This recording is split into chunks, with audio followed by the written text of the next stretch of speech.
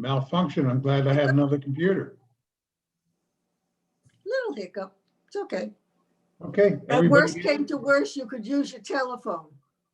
Yeah, right. Always other options. Okay, so are we all here? We're all good to go? Yes. Good to go. Yes? Who, is anyone missing? No. Okay. Okay, we're at, what is that, 1:38? Let's Something. begin the meeting. Would you call the roll, please? Yes, Commissioner Shoemaker, Here. Commissioner David, Here. Commissioner Gossett Simon, Here. Vice Mayor Bobby, Here. Mayor Hillman, Present? Town Attorney Rubin, Here. and Town Manager Labadie. Present. Thank you. Okay, we will stand for the Pledge of Allegiance.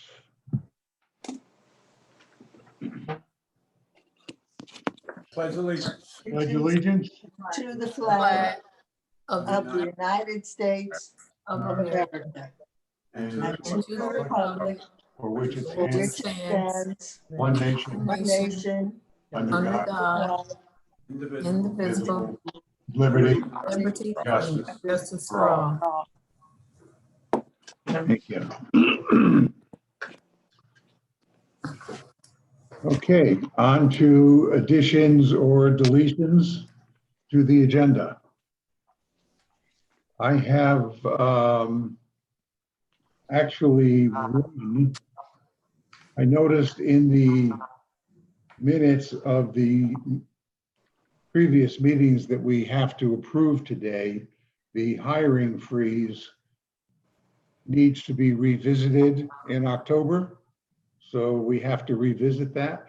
I guess that would fall under old business. Right, I agree. I caught that too and have a note on it. Thank you, Doug. Okay, so let's find a place to put that in. I guess that would go in unfinished business. So we'll throw that as item D. Everybody comfortable with that? Mm-hmm. Sure. Okay, so that would be the freeze. Also, I received an email from a resident about the possibility of people wearing masks when they're walking on the sidewalks. I thought we should discuss that. So maybe that would fall under new business. New business. Sure. I think we all got the email too, right? Mhm. Was that sent to everyone? I believe so. Okay, so we would put that under new business, possibly item H. H. Yes. And that's all I had, unless somebody has anything else. Okay, can I have a motion then to accept the agenda with those two additions? Is I so move. there a second? I'll second. Thank you. We all in second. favor, just say aye. Aye. Aye. Thank you. We'll move on to presentations and proclamations, and we have one for domestic violence awareness, and I'll move that over to Chief Hartman. Chief, you with us? Yep, his audio is checking in, so 1 second. Okay. He's good. He's live. There he is. Hey, Chief. You hear me? Yes. Yes, indeed. Sorry, I'm lagging behind here on this. You ready for me? Yes, we are. Thank you, Mayor, Commissioners, for just a minute on the agenda here. Most of you remember that every October, the town supports a declaring the month of October Domestic Violence Awareness Month. And there's all you need to do is look at the numbers of domestic violence to see why awareness is such a big part of AVDA and what they do for our community. Florida reported over 100,000 incidents of domestic violence. 2019, 200 homicides that year. And as a result in the deaths of 37 children. Palm Beach County has 4,000 to 5,000 domestic violence crimes a year. We're ranked 5th out of 67 counties.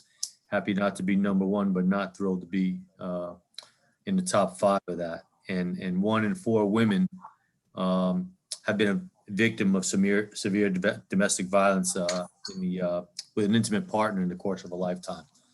So a big piece of what AVDA do is, as a nonprofit is certainly the services that they provide, and we're very fortunate to have them in our county, especially to have their administrative offices in the South County area for us in Palm Beach County, and we're really fortunate to have a good partnership, law enforcement, AVDA, and the group that they do and the services that they're able to provide for these unfortunate people that need it. And the proclamation is a piece that the municipalities do every October to make that awareness first and foremost for us. And we're not immune to that. We know that wealth and status doesn't make us immune from that issue.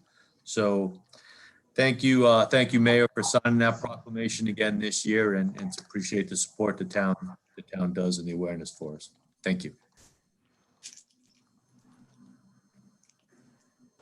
Well, absolutely. We're all in support of that. And if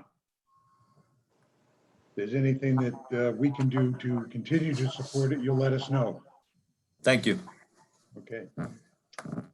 Any comments from anybody on the commission on it before we move on? Other than it's a great idea, no. Right. Okay. Let's move on now to, Don't you have to read the proclamation? it's rather lengthy. We can, if you would like the chief to read it, or if anybody else wants to, we have it. Well, we've done that in the past, I believe, where if we had a proclamation, it was read into the record. Yes, ma'am, you're right. Linelda had read them in the past, the Okay. town clerk. Linelda, would you like to read the proclamation into the record? Sure.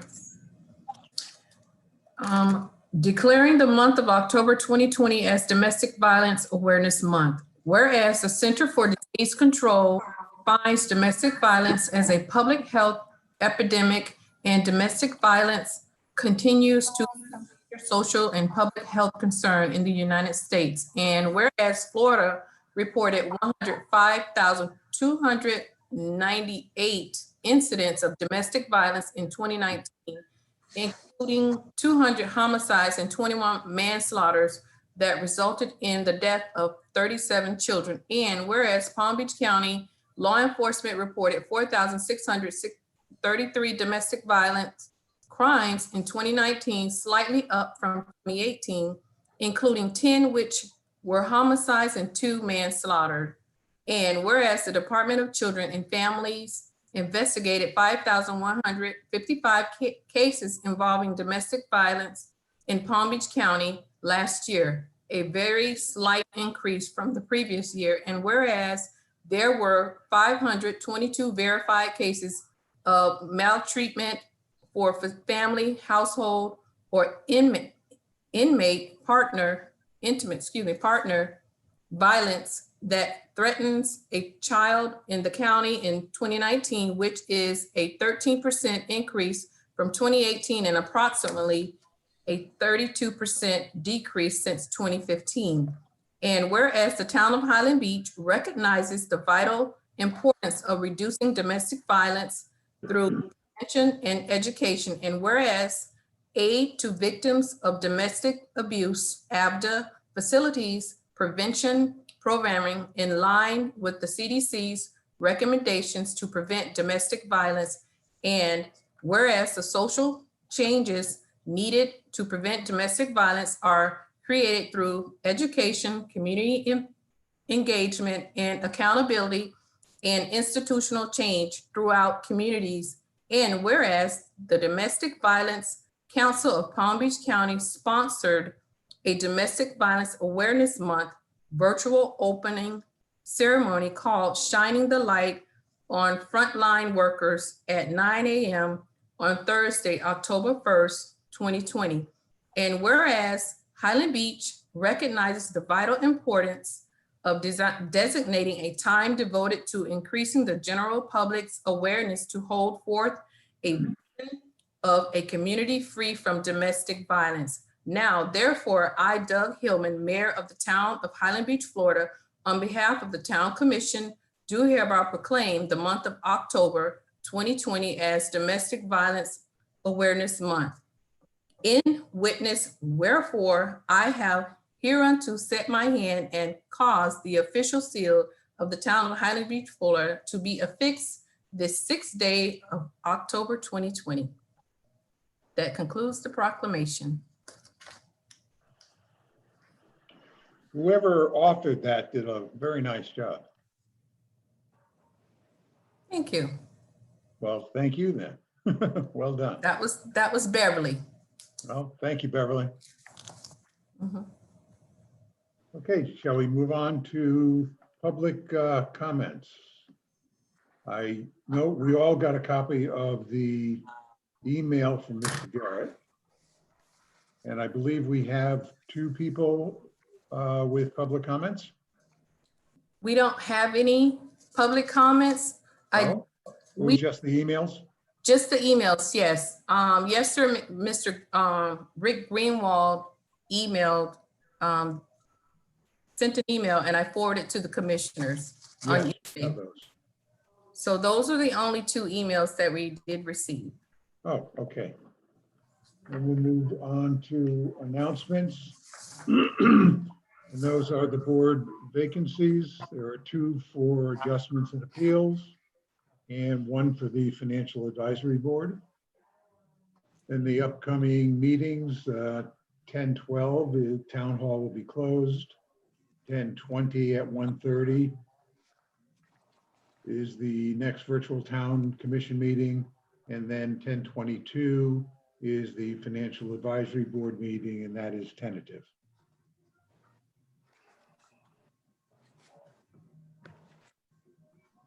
Board action report, that's natural resources, and that's in our package. I did not note the page number, so let's go hunt for it. Page 11, maybe? 13 and 17 for sure. It starts with 11. Starts at 11. It starts at 11, right? There you go.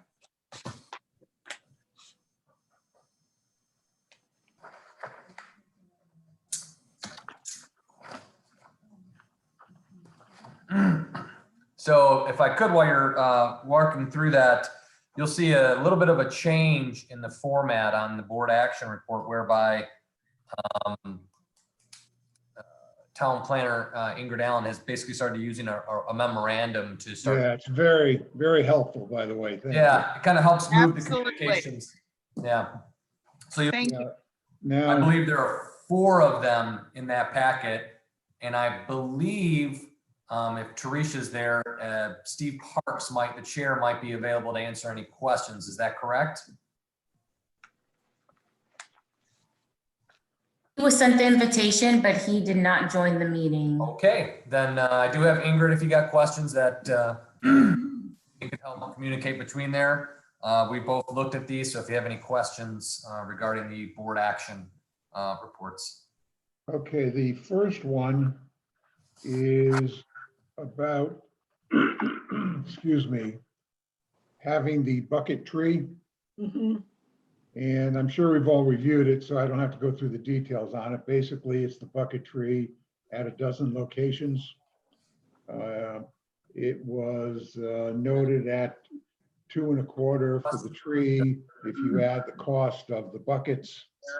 And So if you have any questions Okay. regarding action reports.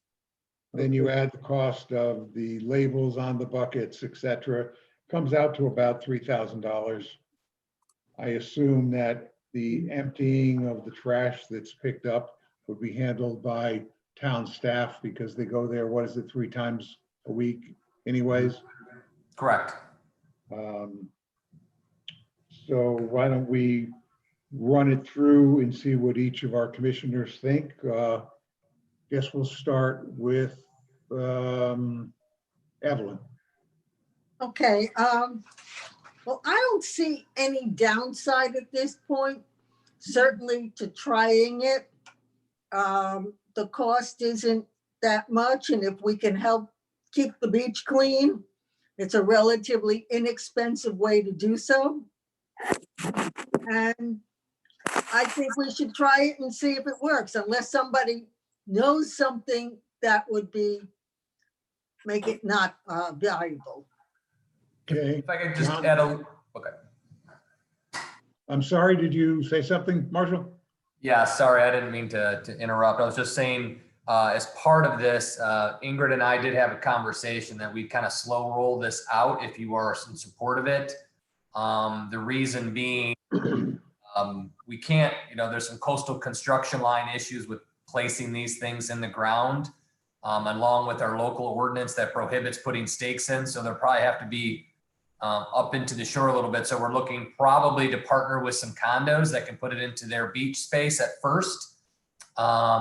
I think would be a good way to roll it out to see how they hold up and the use and things of that nature. And it keeps it on some private properties on the coastal construction line, kind of is like the center line of the dune, plus or minus, moves a little bit. And we do have a local ordinance that prohibits the installation of those things, of stakes and posts and fences east of that. I noticed that when I was reading it, that there are ordinances against it, so we would have to make an exception here. Yeah. I So like I like your idea of slow rolling it, do 2 or 3 first. Did anybody, by the way, check with Voca to see what kind of results they were getting on theirs? That's you, Ingrid. Can you all hear me? Yes. Yes. The city of Boca Raton doesn't have a bucketry per se. They have buckets that are located on the sand that people can take, and they have a sign. It's not on a stake, but they have a sign that basically provides instructions. I think on the one of the attachments that I provided as part of that recommendation memorandum shows the signage that the city of Boca Raton uses. It's clean the beach.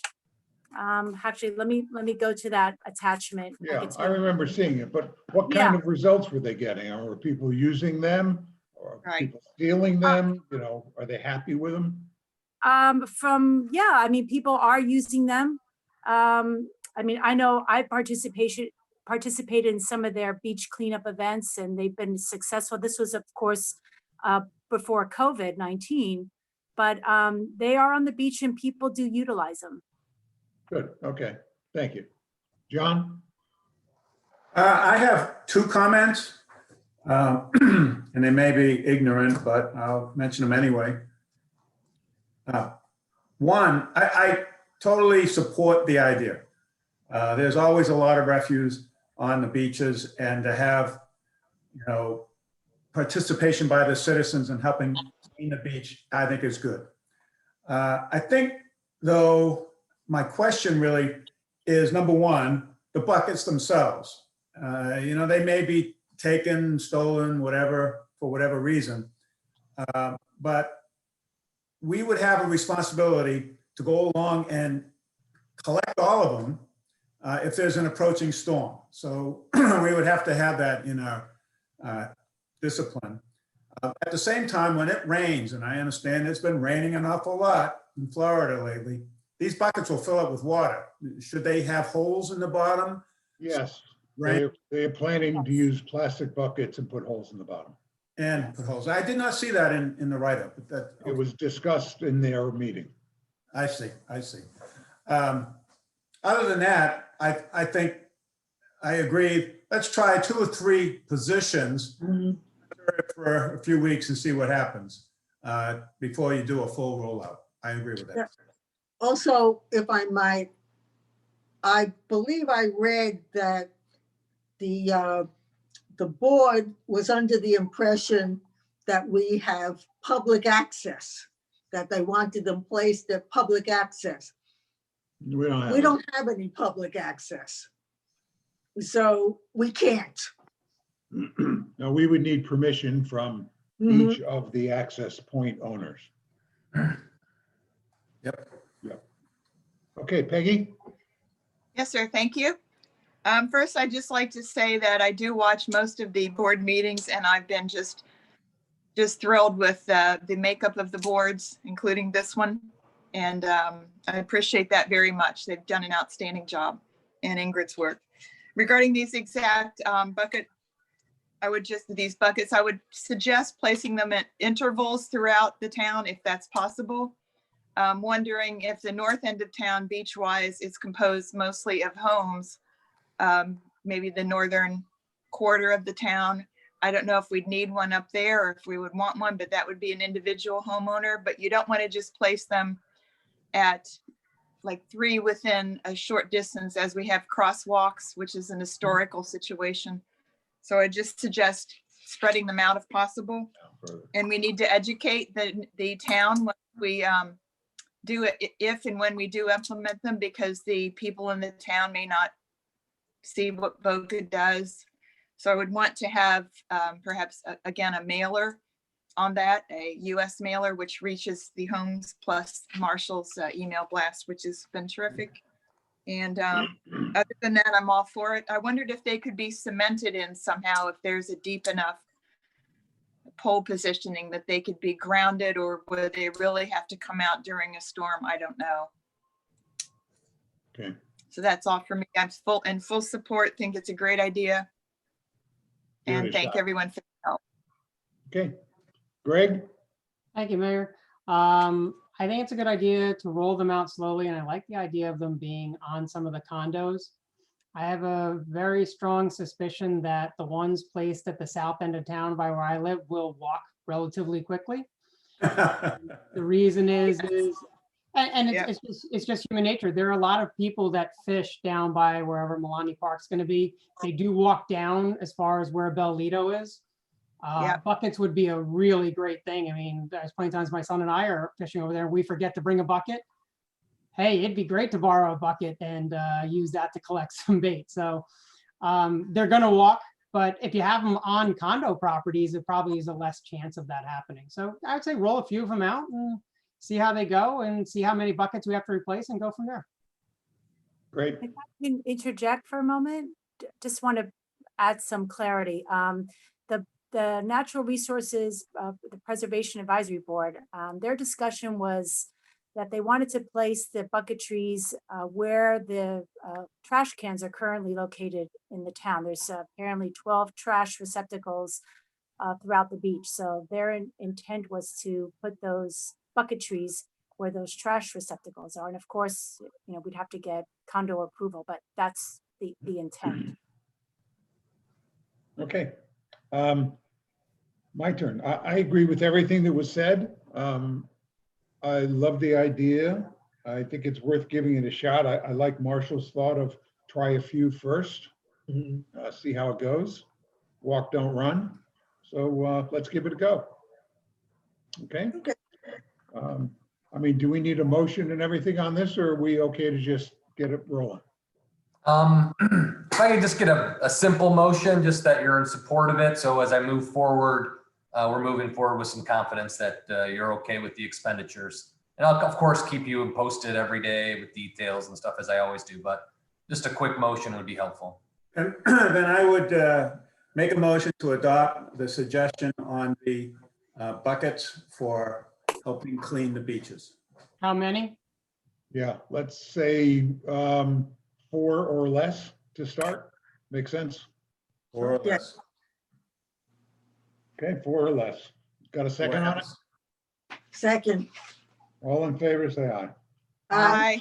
Aye. Okay, the next one in the packet, I believe, is for the Great Beach Sweep. And perhaps Ingrid, you can walk us through this a little bit?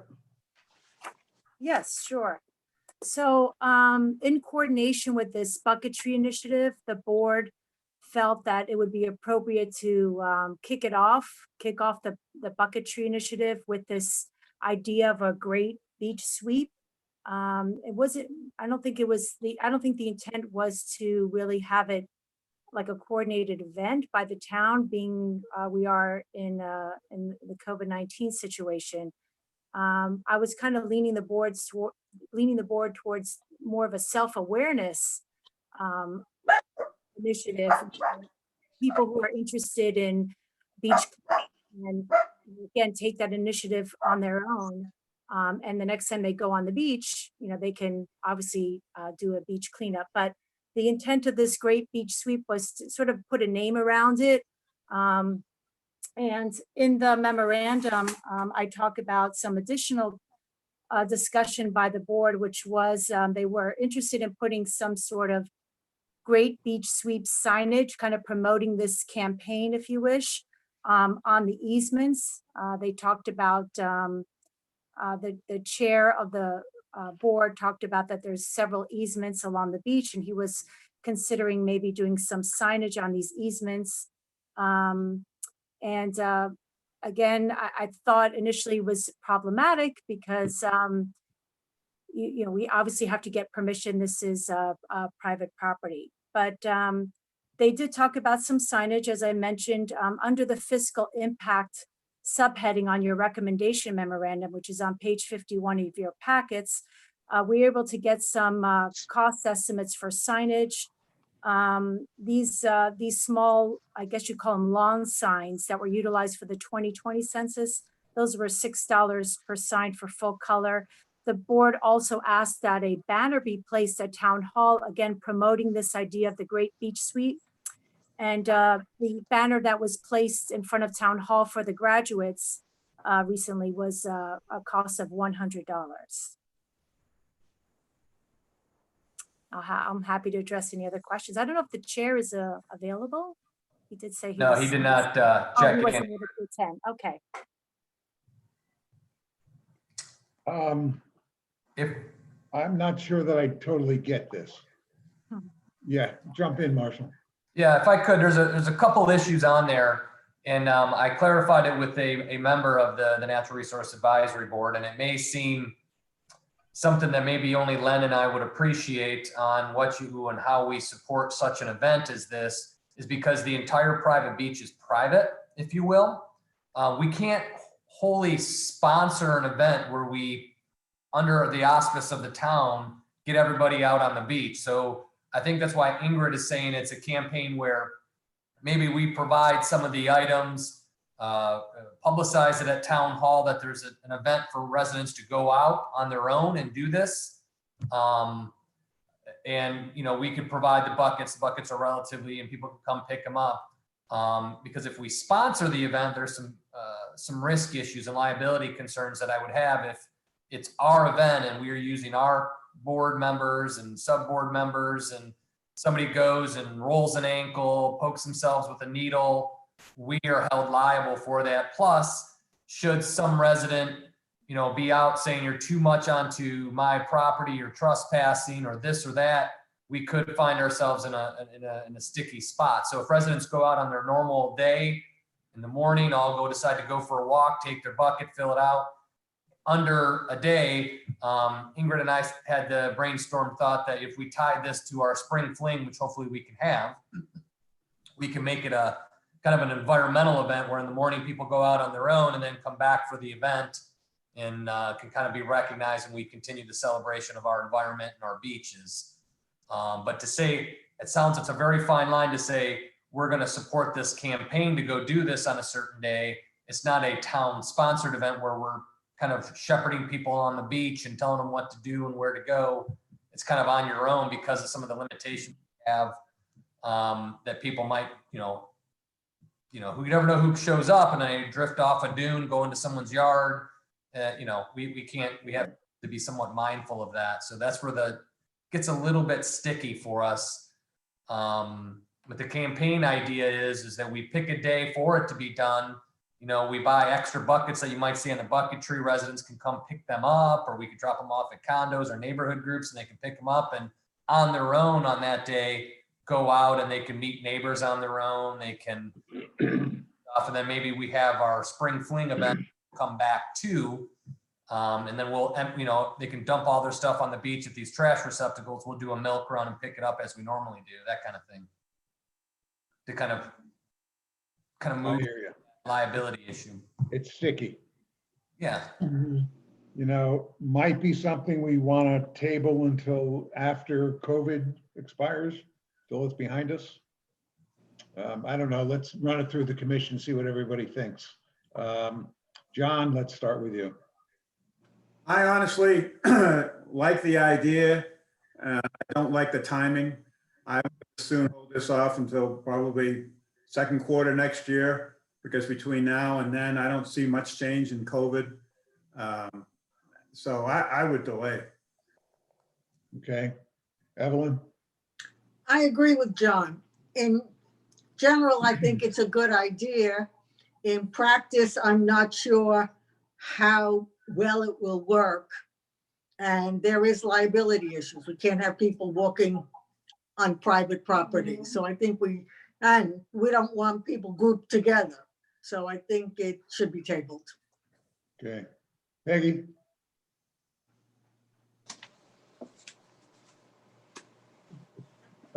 Peggy, you gotta click your voice. There you go. Sorry, had to mute the pooch here, sorry. And anyway, back to, so I agree with my two wonderful fellow commissioners, and I think that if we could revisit it and possibly tie it into Spring Fling, God willing, we have that event, and support it without sponsoring it directly, support it in theory, and engage our preps volunteers throughout the community, not affiliated with the commission, to avoid liability would be a great idea. Thank you. Yeah, that would make it a bigger event as well. Yes, sir. Yeah, okay. Greg? I agree with everything that's been said. Okay, I think that's what we'll do then. Okay, thank you all. Does that take care of everything from that board? Is there anything else, Ingrid? The only other recommendation memorandum was regarding the PowerPoint from Dan Belante. Actually, the board's request was basically to put his PowerPoint on the board's webpage, which has already been done. The board at their September 23rd meeting also asked that that PowerPoint be placed on the manager minutes, which we did get confirmation that that will take place.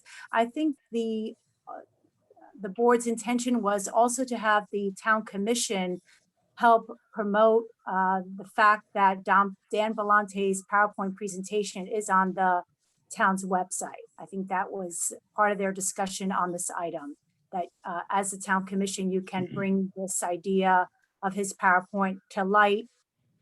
That was the intent.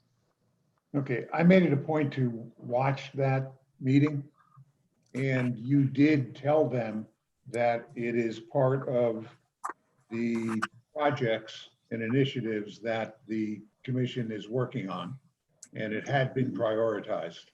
That's correct. And they didn't seem to want to listen or follow what you were telling them. Okay. Yeah. But it is very much on our to-do list, and it has been prioritized, and we will be working on it. And I believe that we're all very impressed with this gentleman. So it's there.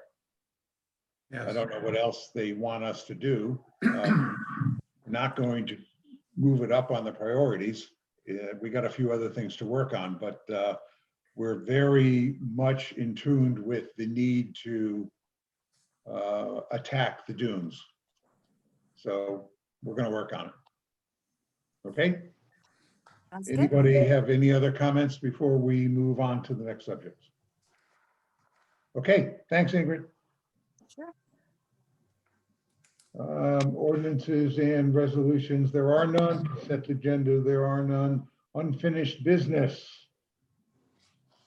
We are looking at the AT&T agreement in the amount of $46,000 for fiber internet services and for the addition of 3 years on Thane. This is, I'm going to refer this over to Marshall. Marshall, Thank you, wanna, Mayor. Chat a little bit about it? Yeah, so again, we been working with AT&T to extend the contract with them and to improve the level of service or bandwidth that we provide here to Town Hall, so we can continue to run business. In those conversations, I turned it over to my crack team of IT professionals. Teresa, by default now, is our always IT professional, and Mark Rutledge with Node Zero IT, who's our IT consultant. There were questions regarding 5G and is this truly a good deal or something we should be doing? So at this point, I'll turn it over to Teresa to kind of bring the commission up to speed on what we're doing or what this issue has turned into here. So Teresa, if you want to go over everything, that'd be great. Absolutely. Good afternoon, everyone. As Good you afternoon. at the August 18th Town Commission meeting, this agreement was presented to you. Currently, the town has an AT&T contract for internet fiber service. Currently, the town hall complex has 100 megabits per second, and that monthly charge is $998 per month. With the increase in the use of media technology, holding Zoom meetings, as well as our voice over IP phone service, we've been seeing the need to increase the internet bandwidth within the town. So with that, we reached out to AT&T and asked for their proposals to increase the bandwidth. They came back with a proposal of $1,280.80 per month to increase our bandwidth to 250 megabits per second. And in our discussion on August 18th, Commissioner Shoemaker inquired about 5G service and what is AT&T's plan within the town, as well as increasing the mobility service for AT&T. So we got on a conference call, Mark and myself, we got on a conference call with our AT&T representatives, and I will kick this over to Mark so he can explain that conversation that we had. Hello, everyone.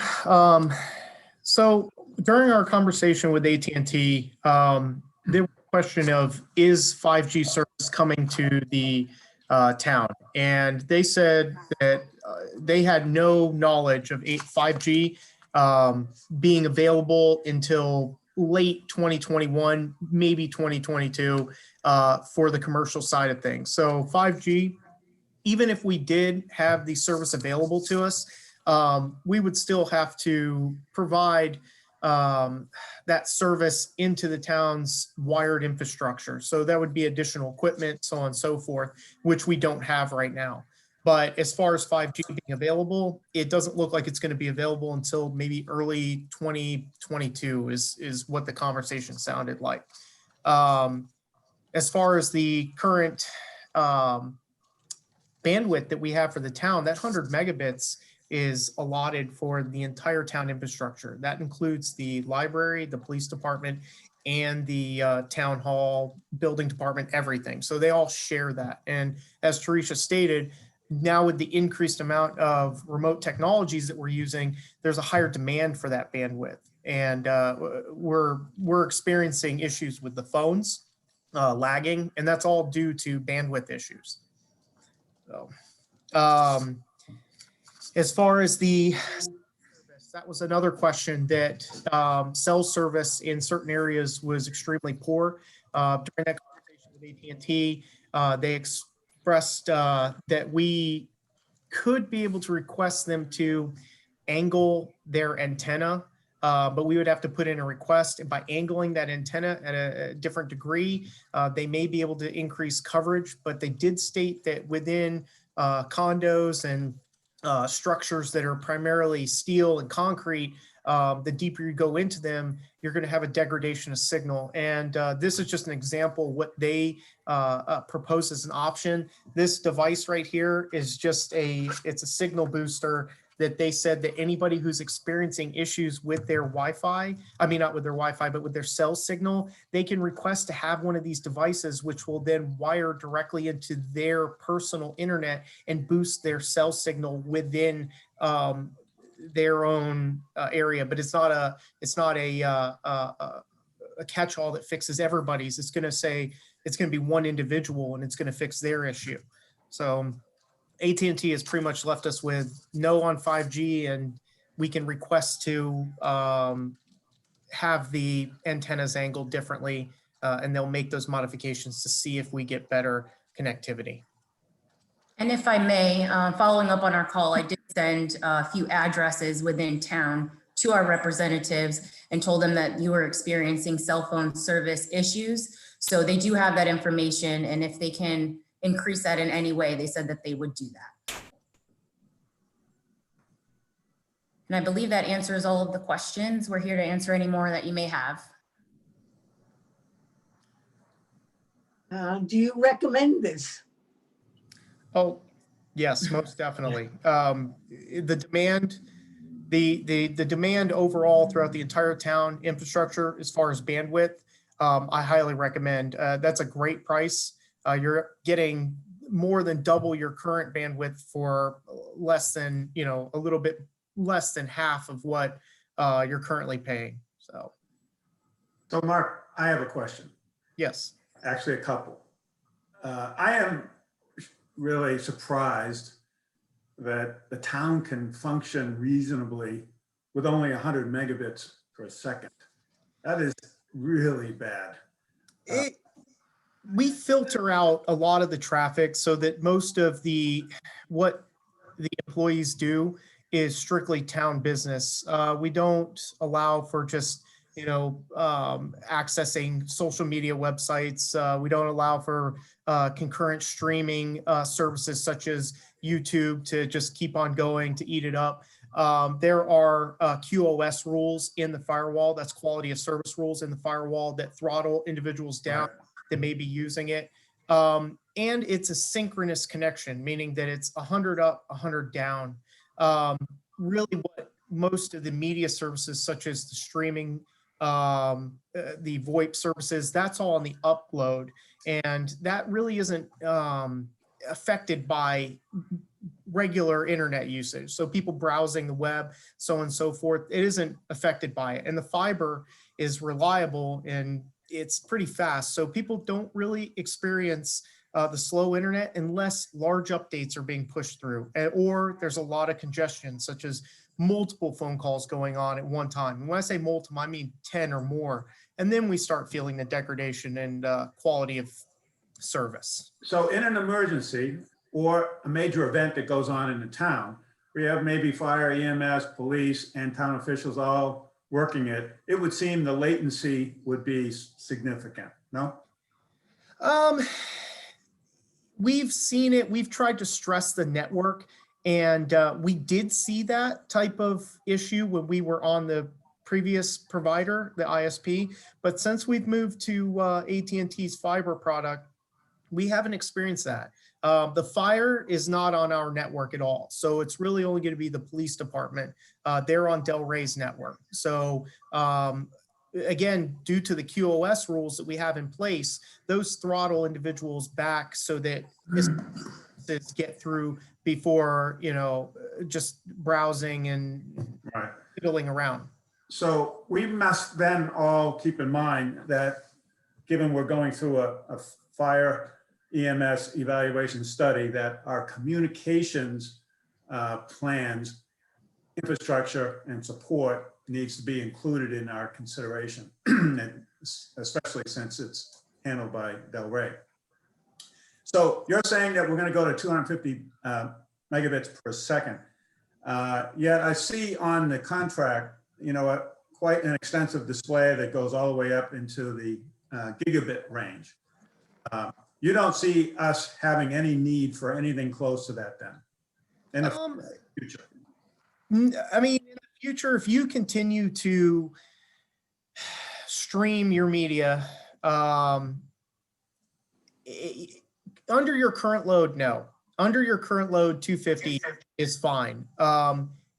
If for some reason that load doubles, then you would be pushing the limit, but I mean double completely. Okay.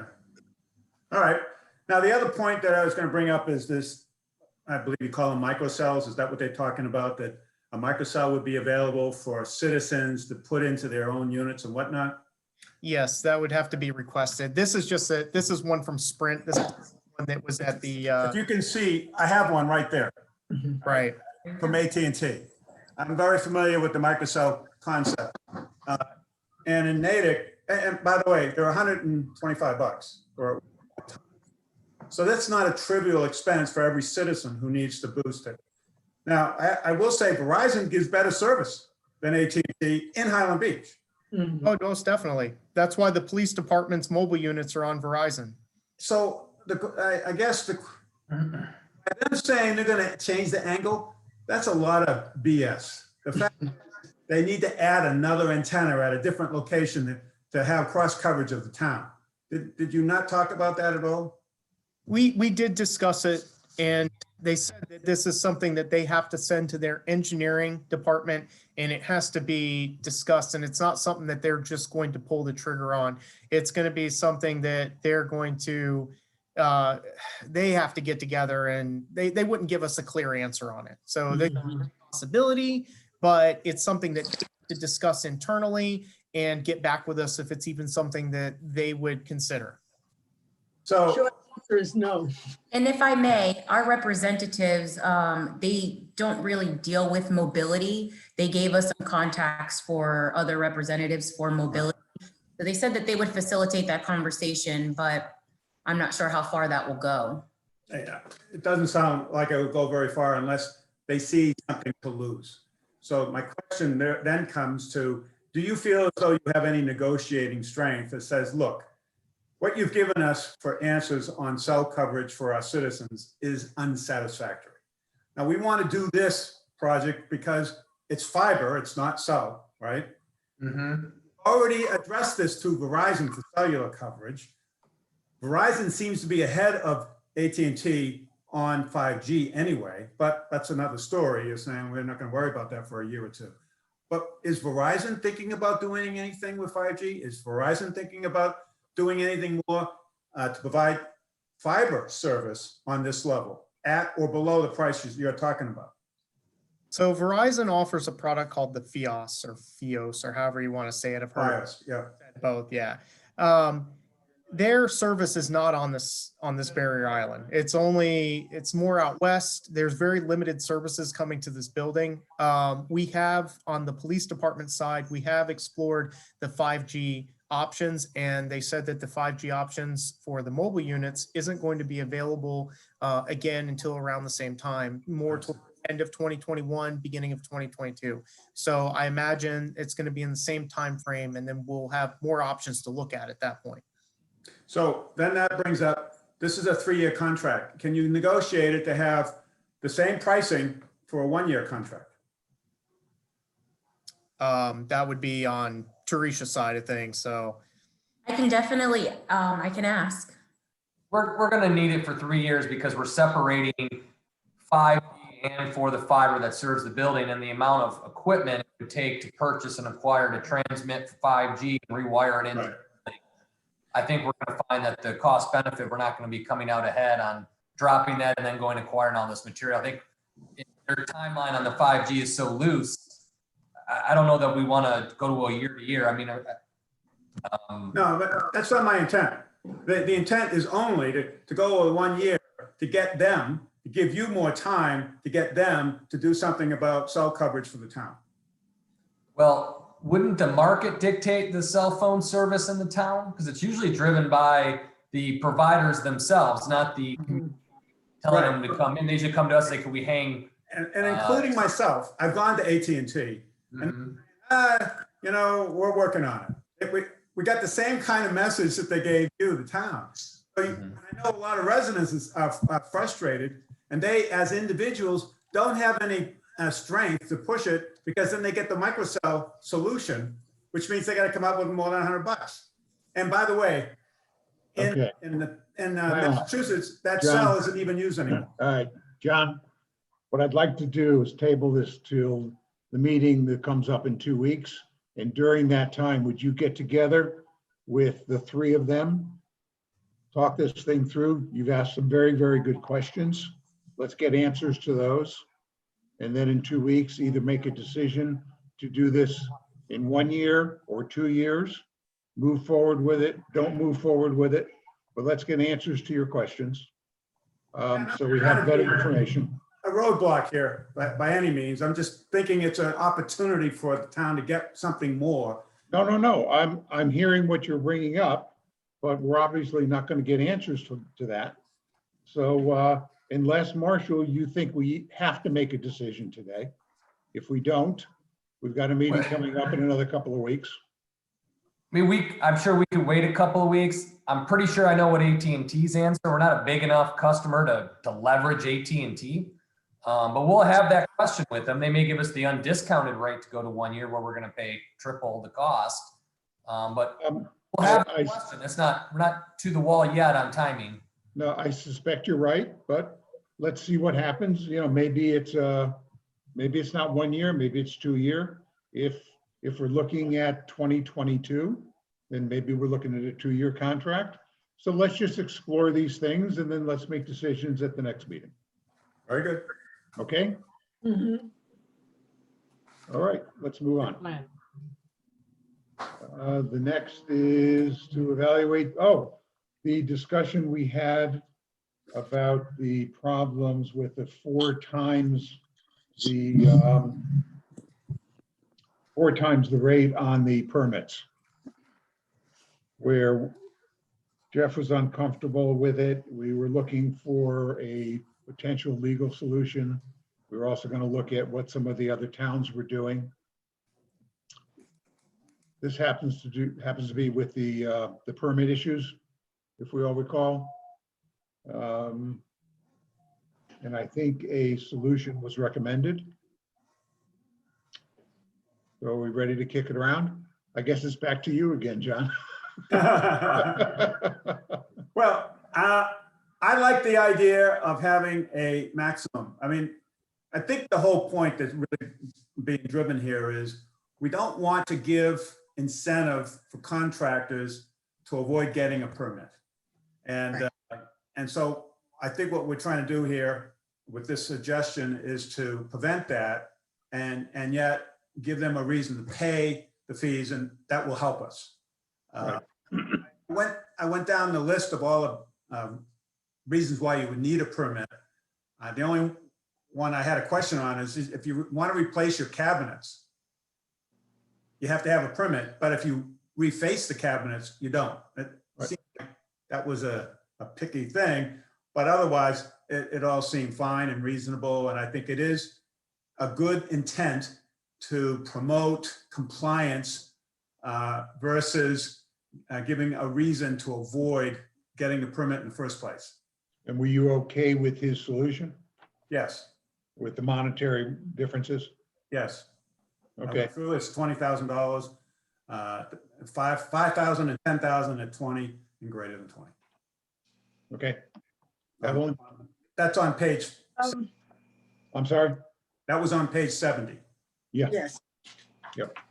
I basically agree. I think that we have to do something that encourages both the contractors and the owners to push for permits.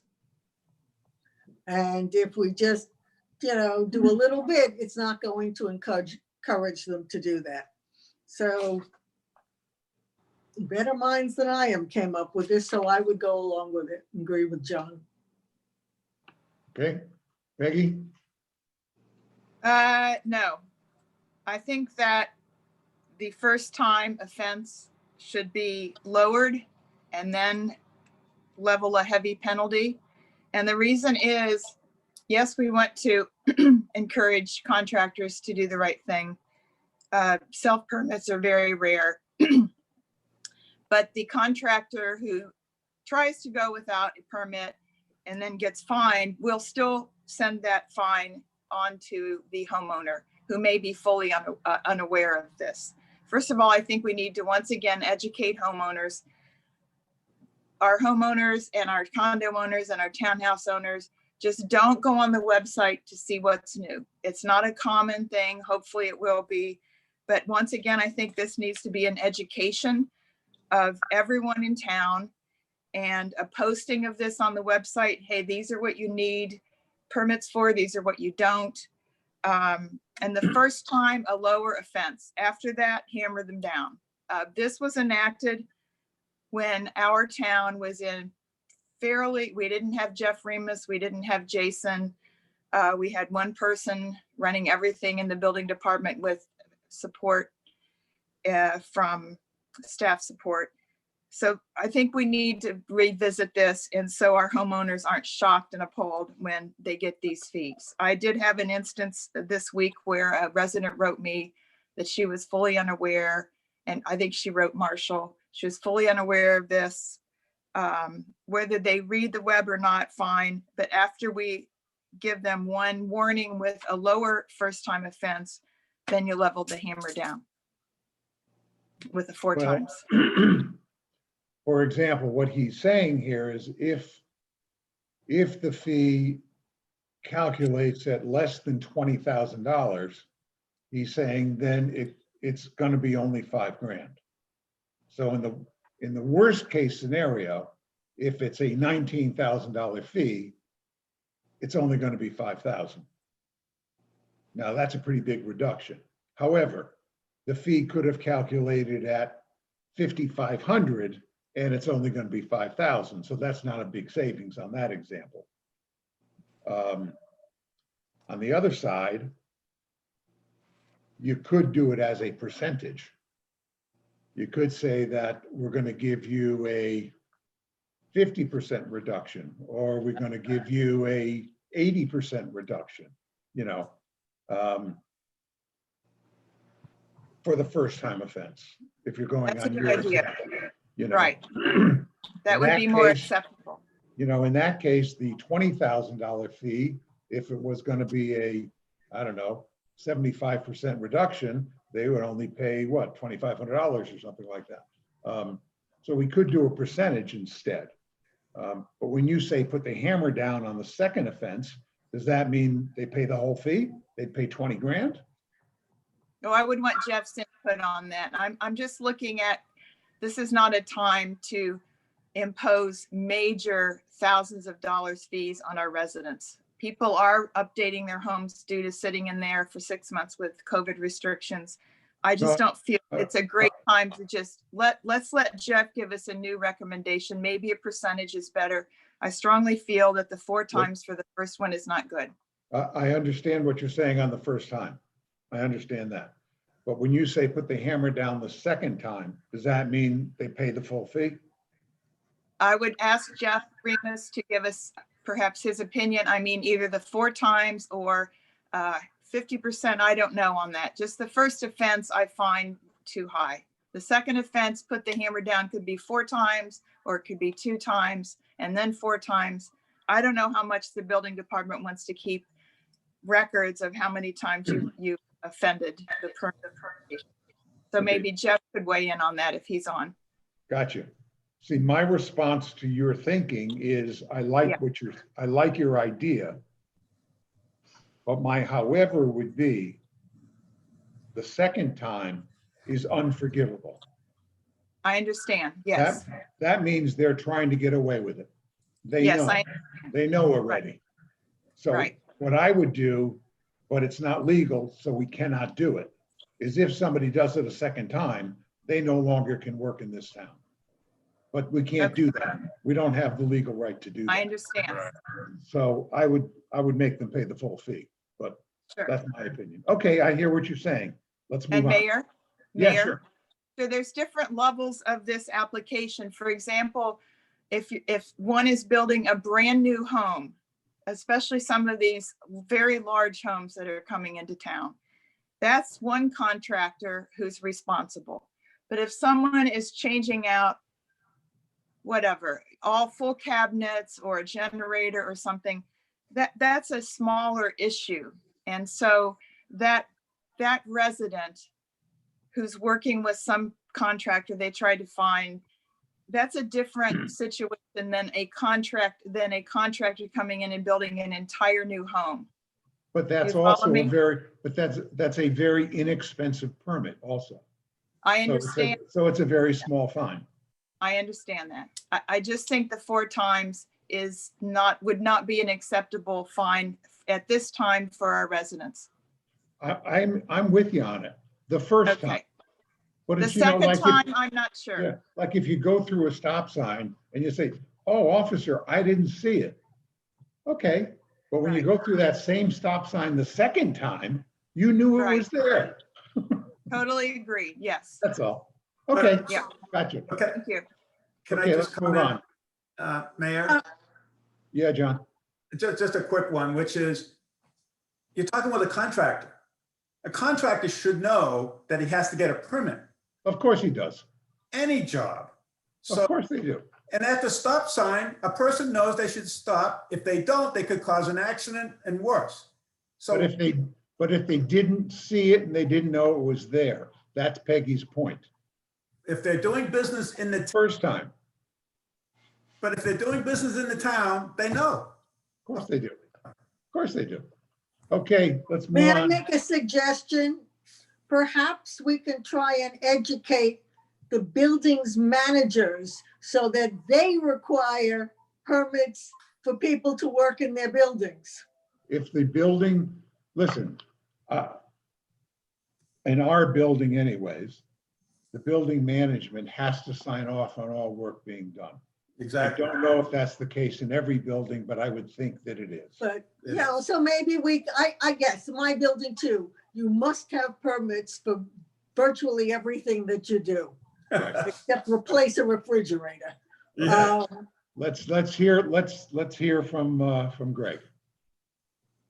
Greg, Jeff, I had a question or two for you. The first one Yeah. is for the list of stuff we require permits on, is it pretty much the same list that other towns require? Like, obviously, I know electrical, obvious, no one should ever be touching any electrical without having a permit, because you got to make sure things are grounded and people don't get shocked. But what about some of the other things that are on our list? Are they on all the other towns' lists as well for things that require a permit? Like cabinet changes, or like if I wanted, as a homeowner, if I want to just replace a flapper in my toilet tank, do I actually need a permit for that or no?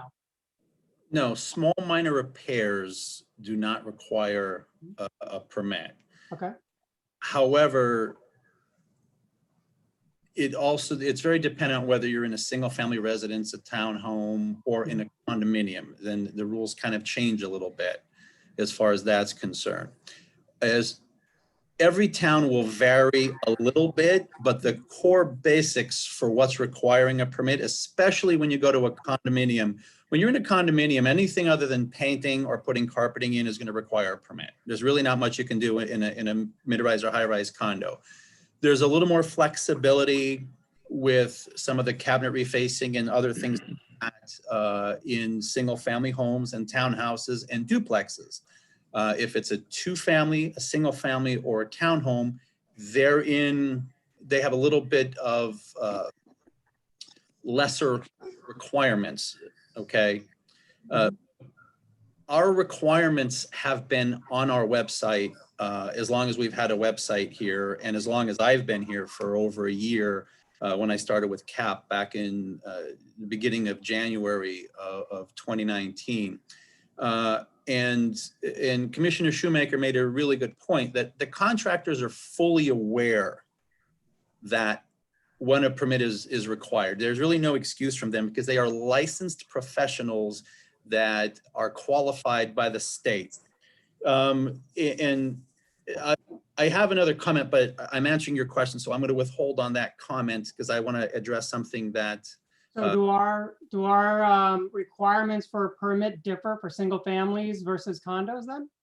Because what you just Very said? little. Yeah, very little. Are you holding everyone to the condo level? No. Oh, you just said that, like, you know, refacing or maybe replacing cabinets. I can't remember the example you gave, sorry.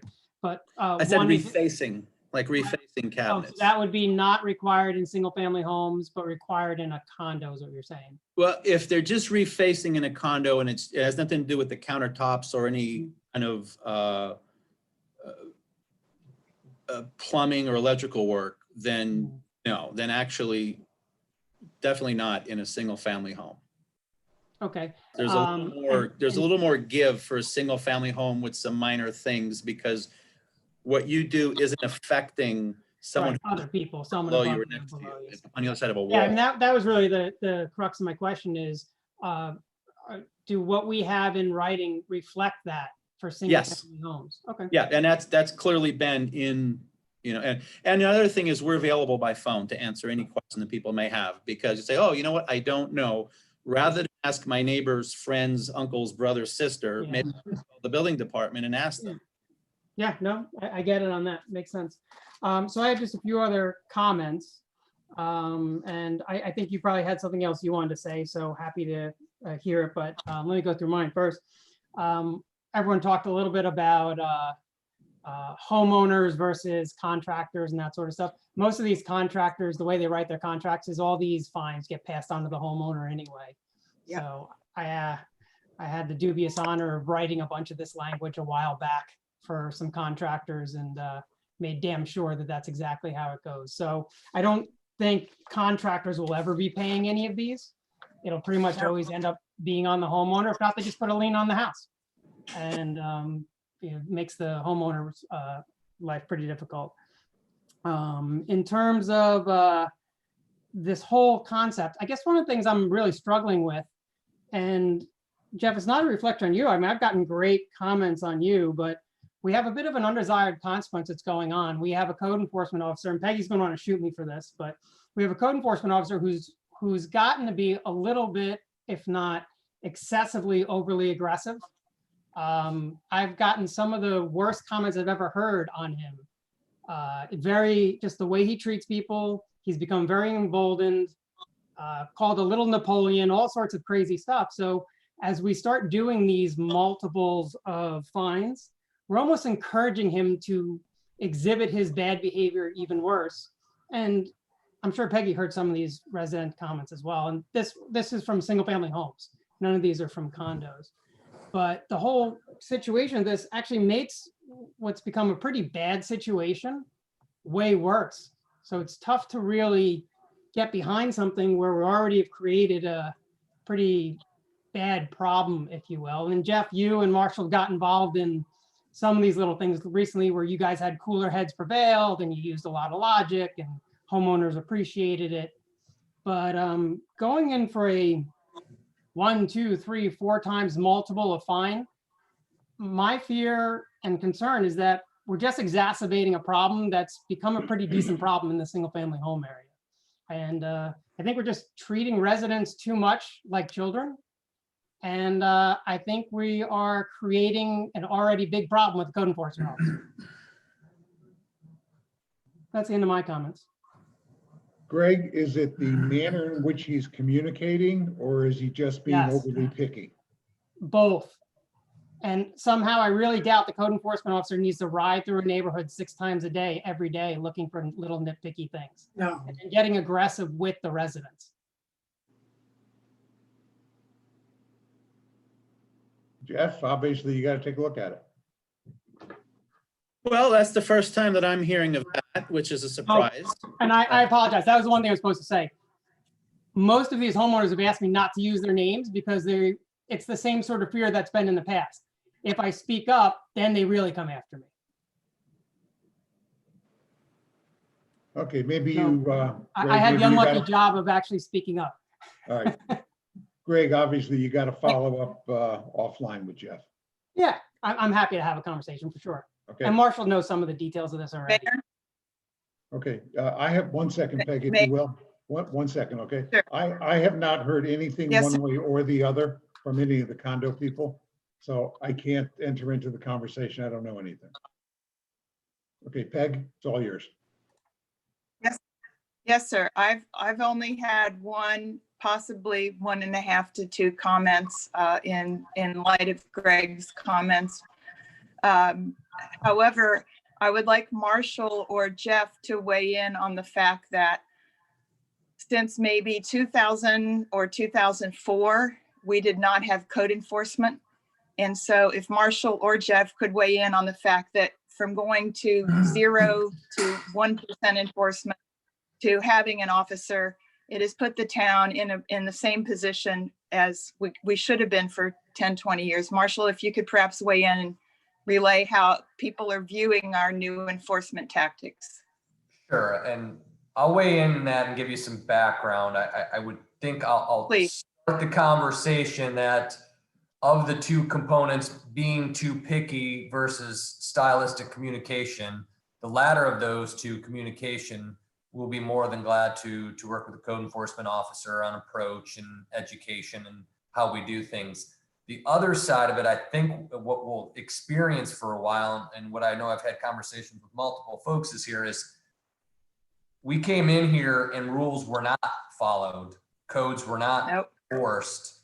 And again, we may want to change our thoughts, but it was one of the main directives outside of crosswalks, which we'll talk about at the end, was to begin to enforce the codes that are on the books. We've seen do that, and most people don't like it. But if it's how we communicate, we're going to do that. We'll definitely work on that. Jeff and I are very committed to how we approach the community on these issues, because it does involve very personal space and private property, and people get very sensitive to that. And I don't want any staff member of the town to be received that the message is anything but professional at all times. There's no need to engage in improper discourse or exertion of comment and faith, and whoever they are, or whatever they're doing, we will take care of that. But we will see that as, I know that I've been involved with a handful of these cases too, is, you know, hey, why does everybody else have this? We hadn't been in the habit of enforcing the code. We've brought professionals on where they're going to only do what they're empowered to do by that code. So deviating from it is illegal. So I think we're kind of having some of these little bit of pushback, and I think people are a little uncomfortable, but we'll work on it. I did state that when we started doing this, we would draw some comments from the public when you start enforcing things that you hadn't enforced before. It's a very delicate balance. I would have to say one of, at times, the hardest jobs in public sector is being code enforcement.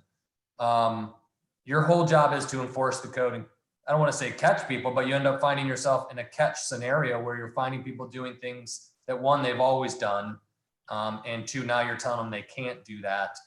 So tricky spot. So we'll work through I promise you, we'll work through how communication is handled, and we don't want to ruffle anybody's feathers. Like I always use the word partner. We're going to partner with the community to ensure, you know, we're in compliance with our code. And if we don't like that code, we will bring it to the commission, and the commission will vet out how we want to fix that. That is exactly why I asked Greg the question. Yeah. So, but you know, if residents do feel offended out there, please call me. I apologize on behalf of staff. That is not our intent to have that type of interaction. We do not want that. But we promise we'll work on that part. But again, sometimes people get a little upset when they find they can't do things that they've always done, or they get a 4 times fee. That really strikes a nerve too. So I think that's why Jeff brought it forward, is some of these 4-time fees get kind of big quickly. Right. And we need to be a little bit careful, because, you know, it's normally say a $400 permit fee on a $2,000 project. Next thing you know, you're paying $1,600. It's almost the cost of the install or the work. That's where it starts to become a little bit imbalanced, and be mindful of that a bit. Clear. Okay. Mayor, may I make one more comment? Of course. Sure. Jeff, to make it totally clear, because I thought I said before, but I want to make sure you hear it. I haven't had any complaints on you at all. Actually, you've been viewed really well. So, you know, the resident comments I'm sharing really are geared towards one person, not towards the department. That's fine. Thank you. Greg, while I have you, I'd like to direct you to the recommended fee change, what your feeling is on that. I'm in the minority, so I'm not going to spend a lot of time chatting about it. I think the 4 times it's treating residents like children. I think it's just too much. So my comments are the same as I had last time, which is no way I would support this. Too much. What would you suggest so that people comply? all you're gonna do is create problems if you just keep trying to make it 10 times fee, you're still gonna create problems. You're still gonna have people fighting it. All right, but the answer is we're not looking for fines. We're looking for compliance. I agree, with the we exception need we have one some person way going around looking make for, it Only one person at a time. beneficial to comply. yeah. Unfortunately, we do have one person going around looking for fines. Well, So the point is, but what do we- penalty would you suggest then? I don't really have a great suggestion. I kind of like a scaled suggestion. And I like it applied to both the homeowner and the contractor, although that could make Jeff's life very difficult. Meaning, first offense, it's a one-time type fine. Second offense for whether it's the homeowner or the contractor. So maybe you have one bad AC contractor who just constantly is trying to break the rules. Then it's a 2 times fine. And then maybe it gets become maximum of a 3 times fine or something like that, up to a certain dollar amount. I prefer to have it scaling, and I kind of like the idea of punishing the contractors that like to abuse it, because those are also often the ones that just don't tell the homeowners, hey, by the way, you should be pulling Yep. the permit. Mhm. Okay, Jeff, you've heard from everybody. Well, you haven't heard from me. I liked your suggestion. So I would have gone with your suggestion. So now you've heard from everybody. What have you learned from this? And what would you like to do? I would like the commission to make a unified decision on what they feel is best. It's very difficult to come up with something because what I'm proposing, I'm not aware that anyone else has anything like this in place. Typically, like I say, with the town of Palm Beach, it's just a 300% fine. It's 3 times the fee, and that's it. There's no cap. It is what it is. Everywhere that I've worked in every municipality, 20 plus in Pennsylvania, and the many down here when I worked for CAP, no one has a maximum fine. It's either 2 times, 3 times, 4 times, and it is what it is. But I did bring it up because I felt as though on some of those higher end permits, it's a little excessive, and I wanted to make sure that it was going to withstand any legal scrutiny with what we were adding in, with the additional fees. My concern when we start counting, this is the first time, this is the second time, now I have to keep track of a contractor and a homeowner. For example, one of the homes that recently had a generator installed without a permit, this was the 3rd time for this address and this owner that they were caught working without a permit, but it's 3 different contractors. So now I have a homeowner who 3 times worked without a permit, but now it's only 1 time for each of those contractors. So I have a difficult time. How are we going to keep track of that? And what kind of, would you put a time limit on it? I could attach it to an address. That's about it. And then it's, you got 1 shot at this address, but then if someone new owns it, what do I have to do? Reset it? So I think the idea of separating it out doesn't work. difficult. And, we can't control if the contractor passes that fee on, but it's a punitive. And most of their contracts read that they have to pay the permit fee. Well, that's a separate line item for us. That's not a permit fee, that's a penalty. So if you really want to get technical with one of the attorneys, then the homeowner really isn't responsible for paying that punitive damage. They're only responsible for paying the actual fee. And that's why I've communicated this many times to different homeowners when we have caught people. We're not actively we don't want to find anyone working without a permit. They find us or it's reported to us and we have to act on it because it's all part of being fair and equal. So the bottom line is, although it sounds good, like, well, it's a first accident forgiveness type, I don't see how I can keep track of that accurately. And, maybe just reduce it to 3 times the fee with no limit, or add a maximum limit to a number. Yeah, it's whatever you cumulative, whatever as you want to do as a group. It's really your decision. I just wanted to offer that as a starting point for you to build off of. Suggestion? Well, based on what I've heard from my fellow commissioners, you are not going to get a unanimous commission on this. Okay, it's too varied. Well, I wasn't looking for unanimous. This is unified. Okay, we will always be unified. Mr. There Mayor, I have a suggestion. So you don't have to worry about that. Okay, go ahead, John. Would it make sense? Because I absolutely agree this, the contractors will play games. They are professionals. They know what they have to do. And even if a owner doesn't know anything about it, he's going to say, by the way, I have to pay it for a fee and we have to get a permit, blah, blah, blah. Or the owner will say, hey, I don't want to pay for the permit, so let's keep this quiet, right? So there's Yes. being played on both sides. So my point solution is that on what you think might be a first-time offense for anyone,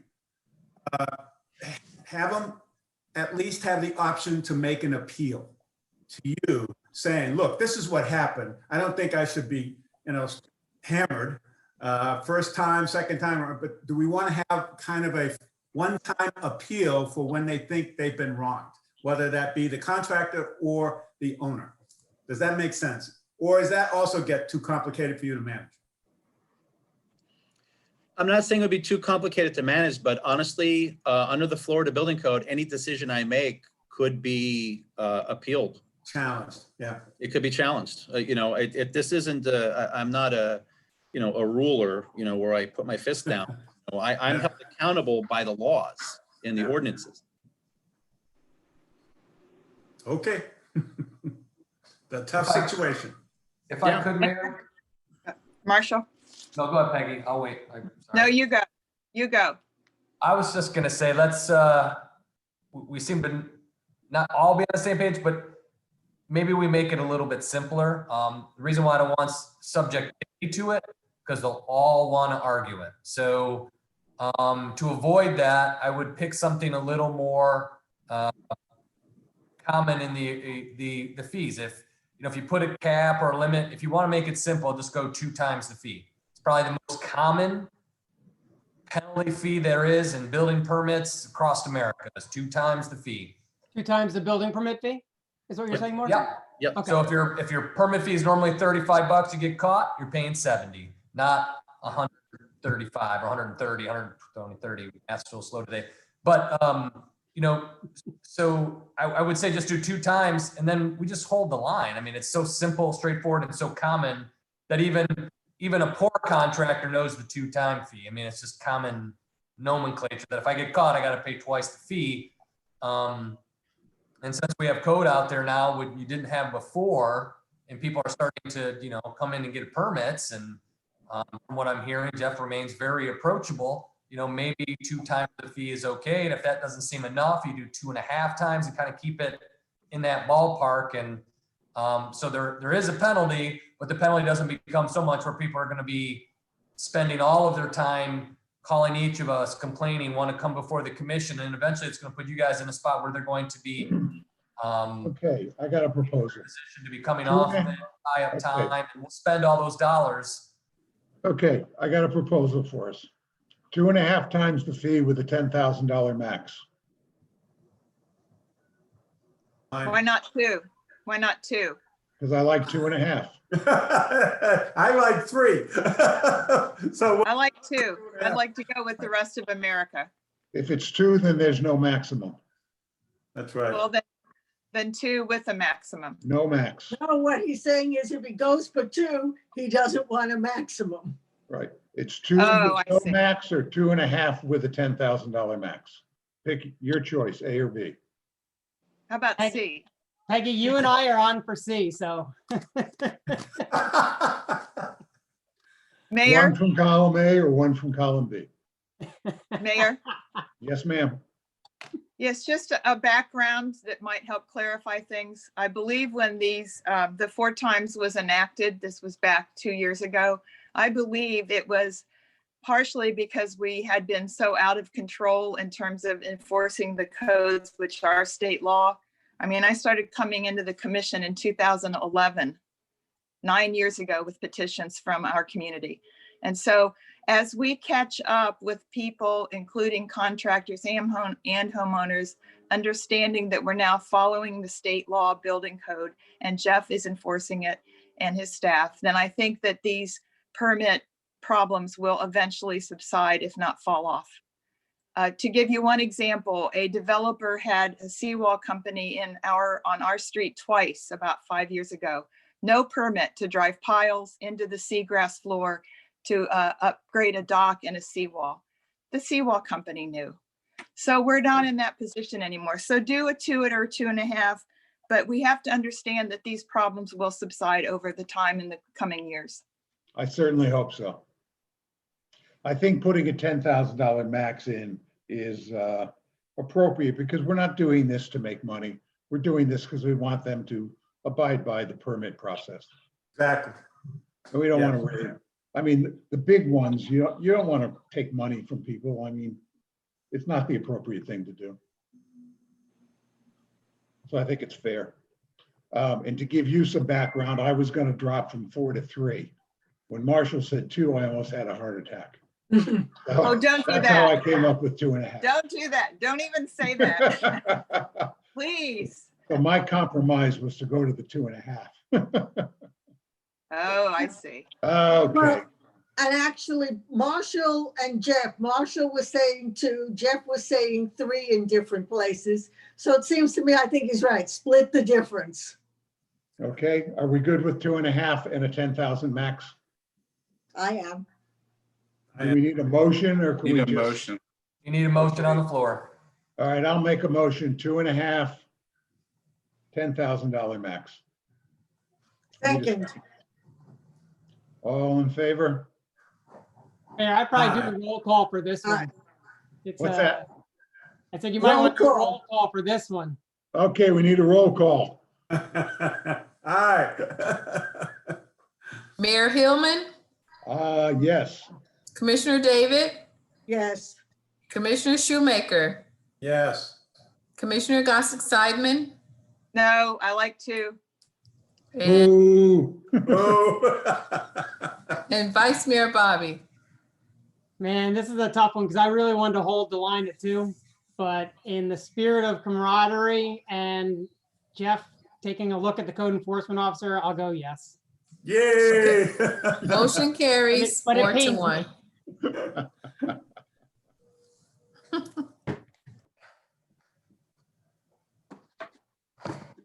Okay. Wow. Jeff, thank you. Next. Move on now to item 10C, which is the discussion of, the water and wastewater revenue study. Lord. Wait, I So know everybody has spent a significant amount of time on this. And Greg, thank you for forwarding your thoughts on it. I think we all had a chance to digest that as well. So let's work our way through. We'll start with John. no, you missed one. What did I miss? Oh, wait, I'm sorry. I'm looking in the wrong place. Okay, This is item C, Mayor- 10C. you're Mayor right. Hillman, Sorry. Yes. Marshall? can I have like a 20-second intro into this a little bit? Just to You give can have more than 20 seconds. Okay, thank you, sir. Yeah, so I've been sending a lot of information to everyone. So I apologize getting that, but you're getting it in waves, hopefully. Yeah, we don't have enough information. We need more things from you. 10 inches tall staff. Yeah, if you need more, you just tell me what you need. And it's kind of the overarching thing today is, we need a little bit of direction from the commission moving forward. So you have a lot of information. This is my stack. Plus, Oh, look who's here. And I have more rate studies that I've looked at through South Florida Water Management District. I spoke with the regional representative this morning on some items, so I'll be able to help with shed some more insights there. but reviewed about another 20 to 25 rate studies in the 16 county area to kind of have a better idea what folks are doing across the board. I got some statements that I thought were somewhat alarming, so I wanted to let everyone know what staff provided as direction to the consultant. So everybody knows what their directives were in creating or coming up with a proposed rate that they did. So basically, there's basically 4 variables that we provided to them, or 4 guideposts that we gave to the consultants to really look at. One, as we all keep on discussing, is the debt. Moving that debt in some progressive fashion from, or incremental fashion, whatever word you want, from the general fund over to the utility system itself. Somehow moving that over, what does that look like over the period of that study, which is 5 years? How do we do that? And again, as we recall, that's 50% of the driver, and the increase in rates is moving the debt over. So any increase we talk about, 50% of that increase over current rates is to cover the cost of debt. So that's the big driver we used and said, help us do that. Second one is, and we had this conversation with the FAB last summer, was volume-based sewer rate structure, where get off from the $22 a month to something that recognizes flow. We didn't know exactly how to do that, but we kicked that over to Raftalis and said, we need to get there. It seems very common. Most places are, as from my research, do a volumetric charge on the sewer. Some capped, many not capped, but you see a capped one here for the volume charge. We anticipated that we were going to have a big project on the sanitary sewer side of things. So we said we had a $4 million project that we were going to have to kick off, at least start considering the financing of that type of debt, additional debt to rehabilitate the sanitary sewer. So we gave them that number to say, how does that move into the structure? And that's another big piece.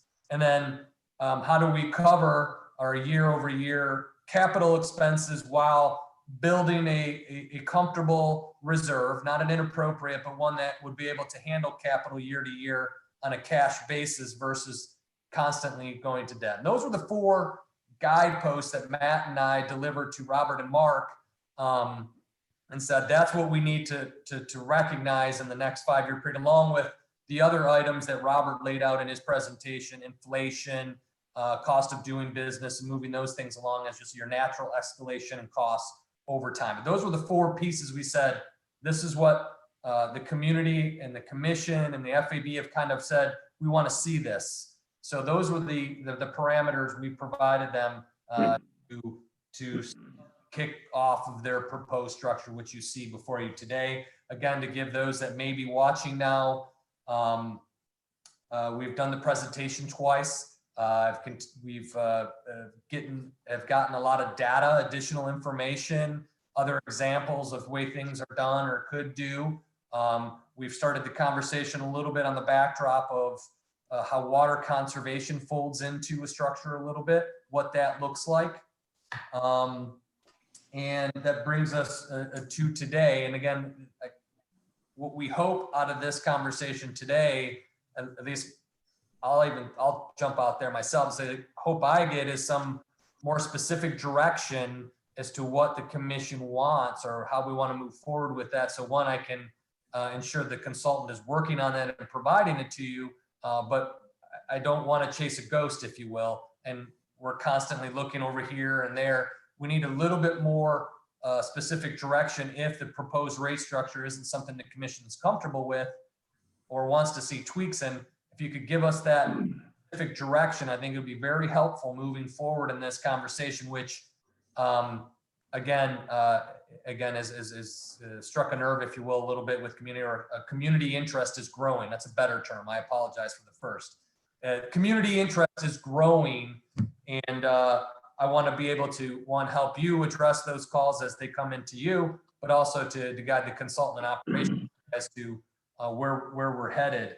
For those that may be watching, we sent out a letter. I apologize that the letter through snail mail, as I call it, took longer. But again, the purpose of that letter was not to advertise solely the Financial Advisory Board, but to hopefully drive community members to take a look at the rate study that's out there to start providing that feedback. And we're starting to get a little bit of that feedback for those that want to jump into the exciting adventure of rate studies. So here we are. That's kind of the framework. I thank Robert and Mark for attending today, help us in that conversation.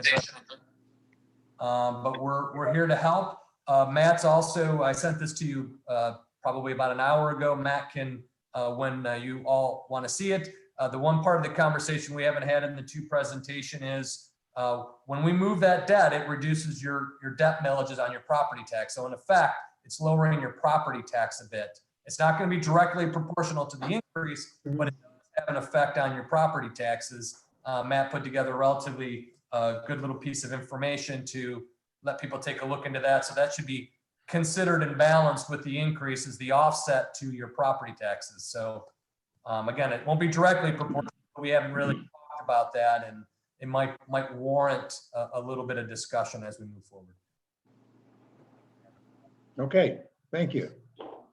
I have to tell you, I think, first of all, you will get very specific guidance at the end of this discussion on next steps. That's our obligation.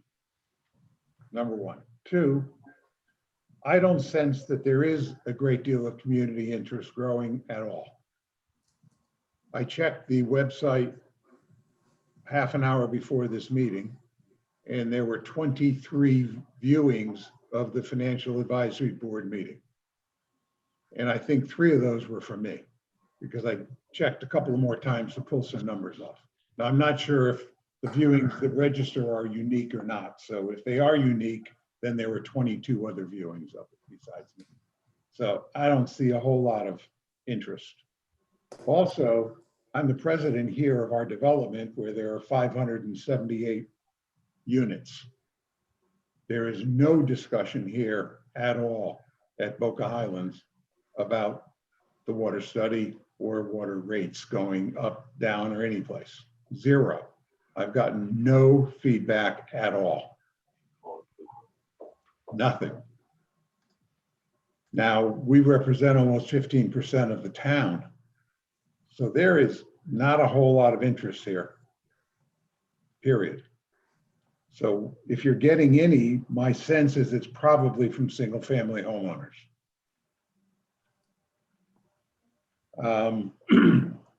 So, okay, let's move on. If you have additional data to share with us, maybe you should do that before we start having discussions individually from each of the commission members. Sure.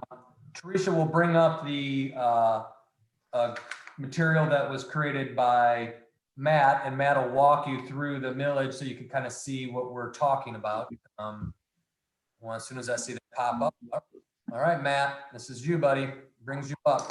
So if you could walk us through your millage rate change from the water study implementation and what that might mean under a series of scenarios for taxable values. Okay, Marshall, if you look at the top half of what you see on your screens, you will see that we're starting off with the current level of transfer to the general fund, from the general fund to the water fund at 1.43 million. And over a period of 5 years, it is ratcheting down to 0. And at our current millage rate for fiscal 2021, recently approved, it is 0.5584 mils, and then it reduces down to 0 by 2025. And you're seeing in that 4th column, the change from the prior fiscal year in terms of the reduction in the millage rate associated with those dollars. Now, this change assumes that there is no change in assessed value. It keeps it even over the 5-year period. The town's aggregate taxable value would remain the same in coming up with these numbers. In terms of dollars, you see that in the last column on the left. showing the impact in each individual fiscal year. Now, that information was used to generate the table that you see in the bottom half and shows the impact for each individual fiscal year at varying levels of home values, starting at 250,000 and going up to 1.5 million. Now, anybody with a home that is, say, $2 million, the impact is simply going to be 2 times the number that you see there. So taking that reduction in millage rates in next fiscal year, 2022, that would reduce the millage rate 0.2352 mils. And so for a person with a home valued at 250,000, that would be a $59 reduction in their property taxes. And so on across the chart for each value of home. $118 rather for $500,000 home, and so on.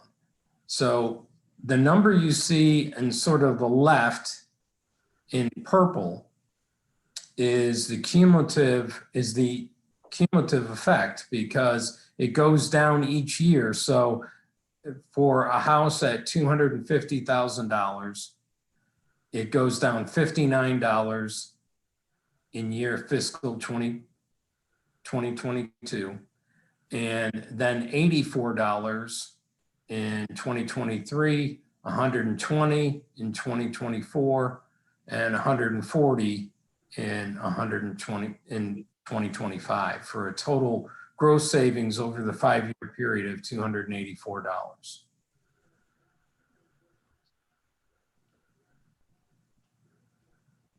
So much the same as some of our larger homes are using more water.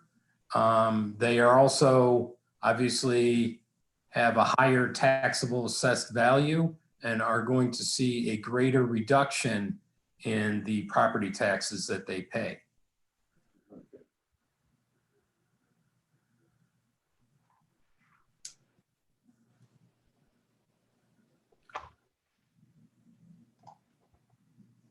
That's an excellent piece of work.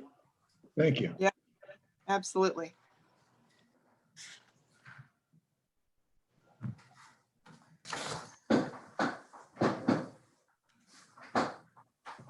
Well done. Thank you.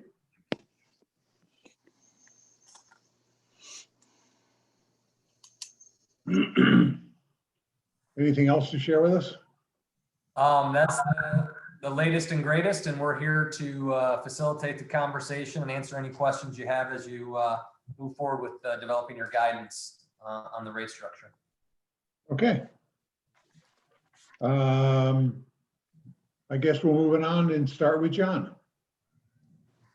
So I made the assumption all along that an EDU, an equivalent dwelling unit,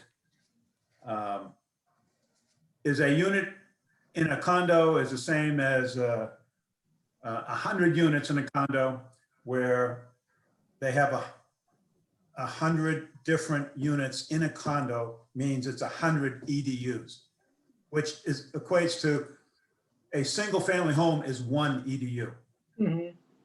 Okay, so I just wanted to, for whoever might be listening, this EDU phrase is used throughout all of the pages in the study. I will go on up front saying that I definitely favor conservation, the concept. While I have gotten feedback about conservation being unequal for some and is not really effective anyway. Well, I don't necessarily agree with that. I think that we have to be mindful that heavy users should pay a heavier price than the typical user. I think the other issue is seasonality. I don't know and have not seen any data on how seasonality pricing could ever work. So I'm very skeptical of that. But I'd still be open to any data that somebody really believes that that is an approach that could work. John, excuse me. Yeah. I missed the beginning of what you just said. Would you say that again, please? So I'm just trying to understand how seasonality could work. I haven't seen data on it. Got it. And I am skeptical, but I'll try and be open-minded if that is an approach that could be. Doesn't work.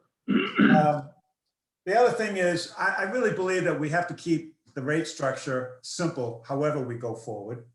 But I don't necessarily think we should pay one price per gallon for everybody for water. When looking at the numbers, I guess I am somewhat surprised that we're basically looking at, even with an increase of about $6 a gallon for water. You know, it varies anywhere from $5.80 up to $5.30. It is $6 a gallon. So then my question, I'm For sorry, 1,000 gallons. per 1,000 gallon. I'm sorry, I said 8 gallon, 1,000 gallon. And I'm saying, then what? I see the display on capital improvements, and I see the display on the operating expenses for water, but I think we need to have more information about what we can do to reduce the cost of producing the water, and whether the justification is there for many of the improvements or changes over time that somehow we could either delay or maybe not do, but it would just seem that we could reduce the cost while at the same time we're trying to raise the rates to accommodate the debt that we're moving over to the enterprise fund. I understand and support the movement for the enterprise. No question about it. It should have been done a long time ago. So now we're looking at trying to do it now. The rate structure itself, I'll just say, I don't like, 4 tiers. I frankly would like to see it no more than 3 tiers. And I think that the idea of doing this over 5 years is, I don't know why 5 is a number. Why can't it be 7? I think we need to, if we can move this out a bit, I don't think it's unreasonable to even go 7 years. That would flatten the numbers a bit, make it less difficult for our owners, even with, and I hear Matt talking about, we're going to reduce the mill rate because we're moving the debt over to the general fund. However, assessed values are typically going to go up anyway. So from the citizen standpoint, they're not going to see any real change in their tax rate and what they're paying. And since condo owners see the taxes, they don't necessarily see the water, then it's going to be still visible to them. So I don't see that as having a big positive impact. It is true that condos fold the cost of water into their fees. So many of the owners don't really track or know of what they're paying for water. But the property manager and the board of directors of each of those condos, they know, because even as of right now, many of the condos are putting their budgets together. And water is a big part of their operating expense, no question about it. Now, many people might feel, well, there's nothing we can do. Water is water, and we have sprinklers, but there's several things we can do to reduce the amount of water used for the sprinkler systems and other things. But I think many of the condos don't see that as an area where they can affect in any major way. So they're just swallowing the cost of water and passing it on to the owners. Other things that I would mention here, just as I'm trying to give you a kind of an overview. I looked at this one report. There are 381 single-family homes, and there are 3,883 multifamily homes. Wow. When you look at their percentage of the water, I mean, it does look like, I should say right up front, I'm not trying to represent condo, single family, multifamily, any family. I'm just trying to look at the numbers and saying, who's using the most money per unit? I mean, the most water per unit. And it would seem to me that single family residential units are using more money than your average condo. Now, the problem with condos is that if you only based the assessment or the evaluation of how much a condo unit pays based upon the rate, you might say, well, condos don't necessarily pay as much as they should. But each of those condo units is also paying this fee, right? So it's a flat charge. And even if they're not using water at all, and I know in our community at Highland Beach Club, when our snowbirds. I didn't understand that. Oh. On my cell phone. I don't understand it either, Siri. What I was saying is that the family homes, they seem to use a lot of water, but in the case of the condos, they're getting hit with a flat charge, even when they're not even there. When the snowbirds go home, they're not there, they're not using the water in any way, but they're getting hit with the unit charge. But then you can say, well, but during the summer when it's really hot, they're using the water for their irrigation of the lawns and their pools and maybe something else. But that is primarily, those are the two major uses of water in a condo, sprinkler and pool. It's also the same for single family homes, I understand. It's not necessarily driven by how often you flush the toilet, wash your clothes, use your sink. So I guess where I come down on this is that I'd like to see a tiered structure, 3 tiers, keep the flat fee, and ensure that that total equals, the total cost of sewer and water expenses plus the debt that we moved over to them plus interest.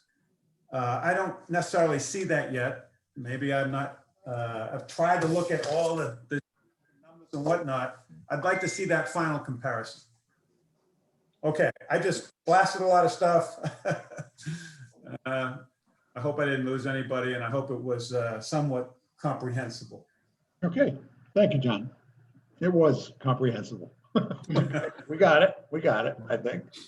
Go over to Evelyn, please.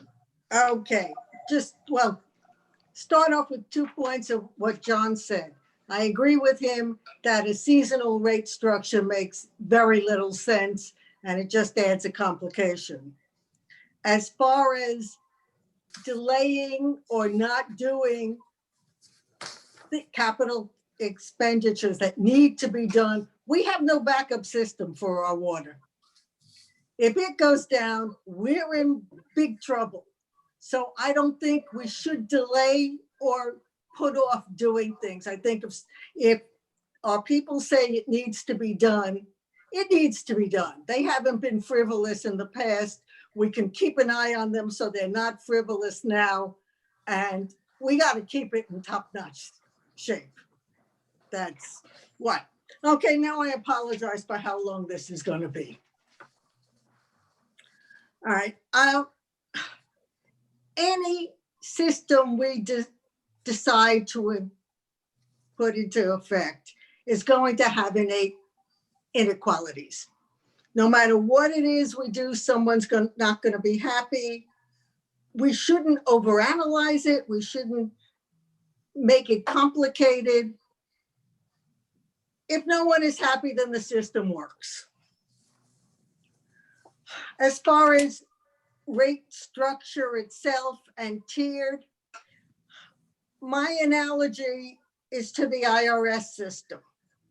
The more money you make, the more you pay in taxes, but it is also tiered. You get to a level where, yes, you're paying more, but you're also paying at a higher rate. And that's the same idea here. The more you use, the more you pay, and at some level, you're paying higher rates. So I don't have a problem with doing it that way. It seems to work quite well.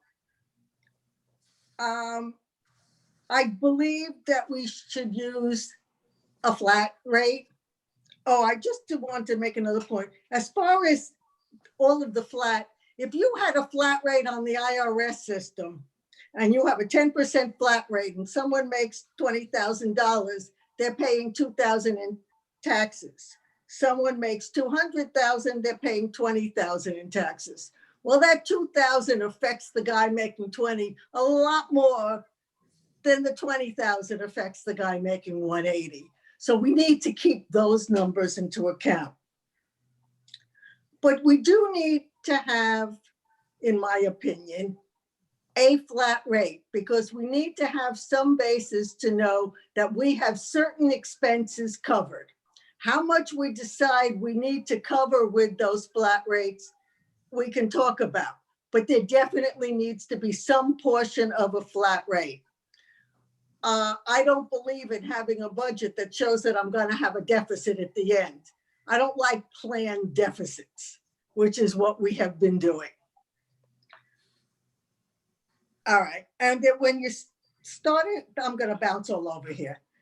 They were talking about variables and knowns. Even our fixed costs aren't truly known because emergencies come up. Things happen that are covered by your fixed costs, which you don't plan for. And the variables are not completely variable. You have some idea how many membranes you're going to use, some idea about how much you're going to use in chemicals based on previous year's history. You have some idea what the costs will be, acknowledging that they will go up somewhat every year. But none of this is truly completely unknowable. So I don't know that I would put too much strength on that. Okay.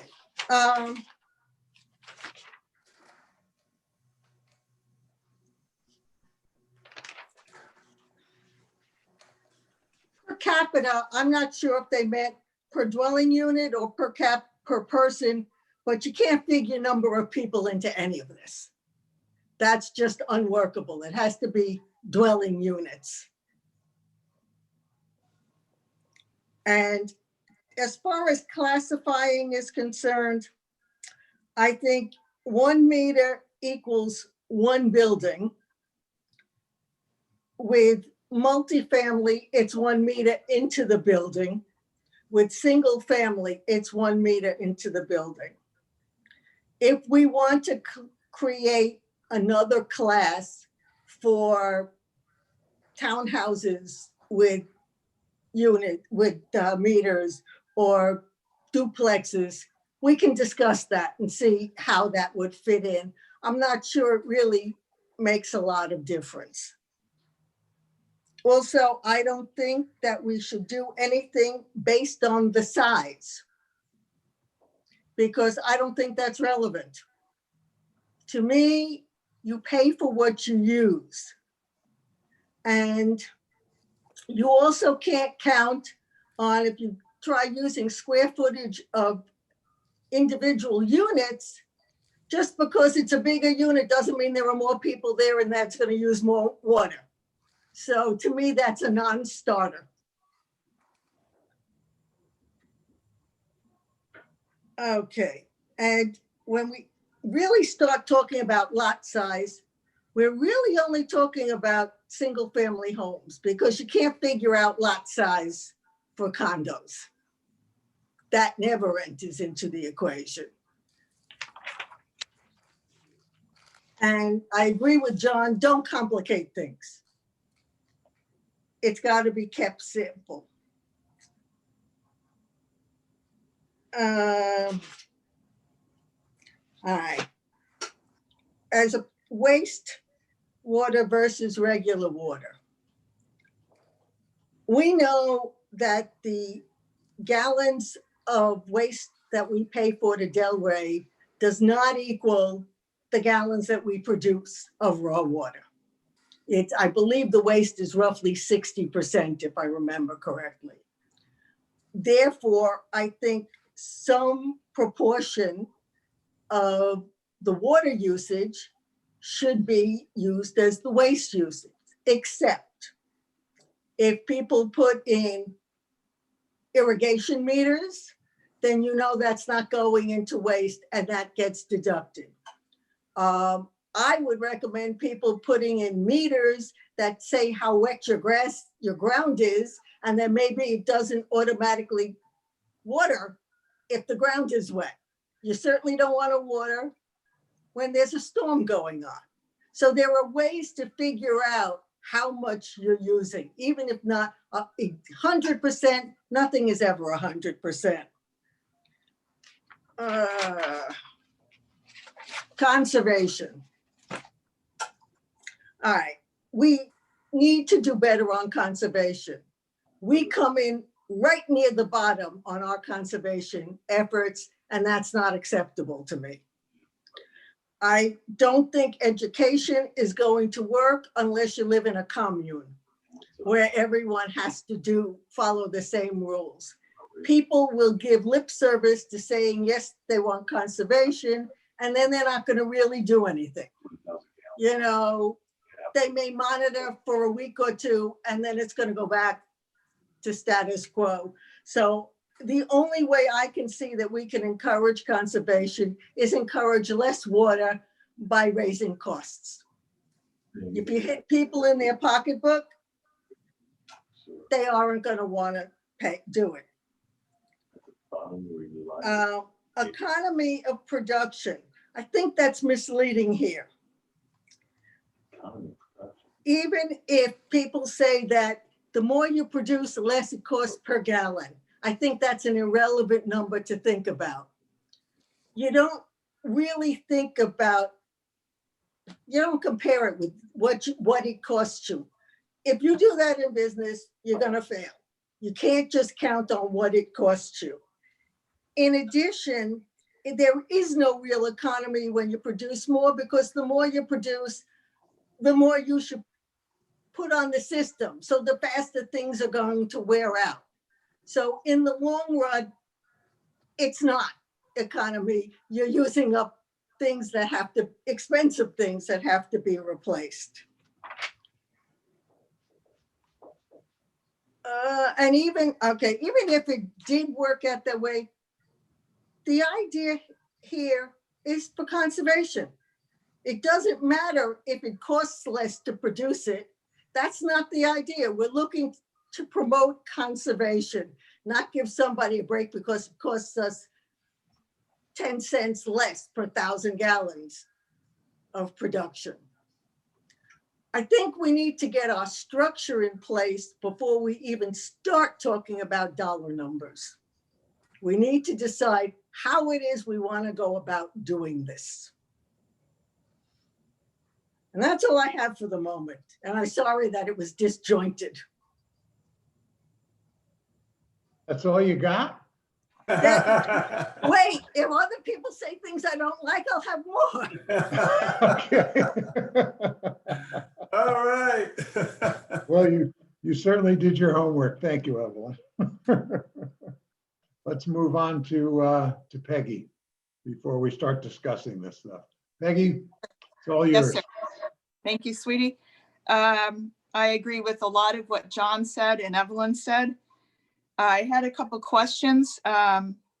First of all, do we ever dump water? Do we ever produce more than we can process and dump it? I just wondered if we could ask that question.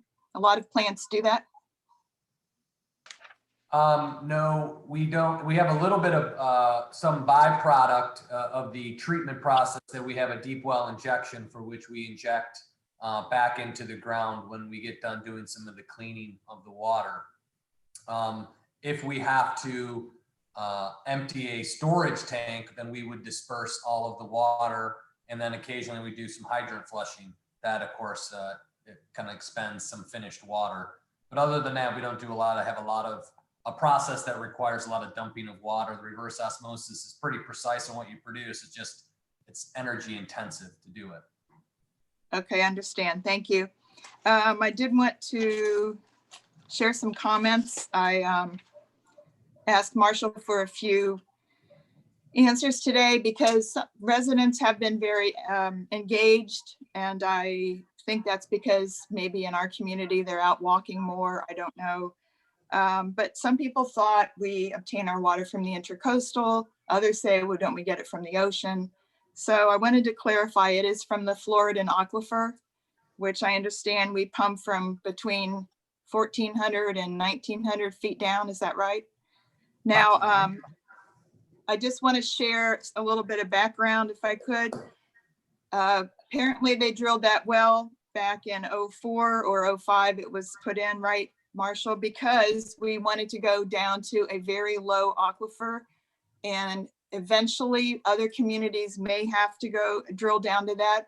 Broward, Dade, and Monroe, where it's pumped water into the Keys, and the very southern end of Boca draw from the Biscayne aquifer, which is only 190 feet down. Eventually, that's already got saltwater intrusion, flooding. Eventually, they may have to re-drill. And when our plant was put in, it was put in for the exact reason that we will not have to re-drill in 5 years or 10 years or whenever. I spoke to John Rand yesterday. He was on the commission when all this was enacted. He said, interestingly enough, the reason we have a water plant is because of Toscana. And I said, oh, why is that? Because Toscana was in a multi-series of lawsuits with the town back then over codes and ordinances and building permits. And the mayor, Arlen Voris, whose the plant was dedicated to him, flew to Washington, D.C. at his own expense and settled those lawsuits because building Toscana allowed between, I don't know how many are there, between 400 and 600 new units, raising property values and number of taxable units. And a lot of why we have that plant is because of Toscana. I found that very interesting. He said they set up the debt service not to be paid off early. That was just their thinking back then. And he said it was a small amount of debt they considered based on the proportion of the services that we actually obtained. Just found that very interesting, and I wanted to share that. And he's 96 years old, a World War II vet, and very spry and interesting. So what we're doing here is trying to obtain information.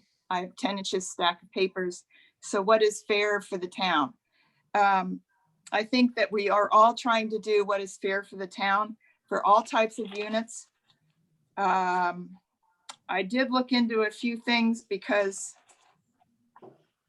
back when we were looking for a house, we actually looked at a home in a community. Now that home is considered a multiple family unit because it's in with other townhouses, single family homes, and condos. There are some very strange hybrid meters in town, and that is one of them. There are two home developments of 30 or 40 single family homes that are listed as condos because the developer put in 1 meter. And so you've got 40 single family homes sort of differently represented by putting in 1 meter for them all.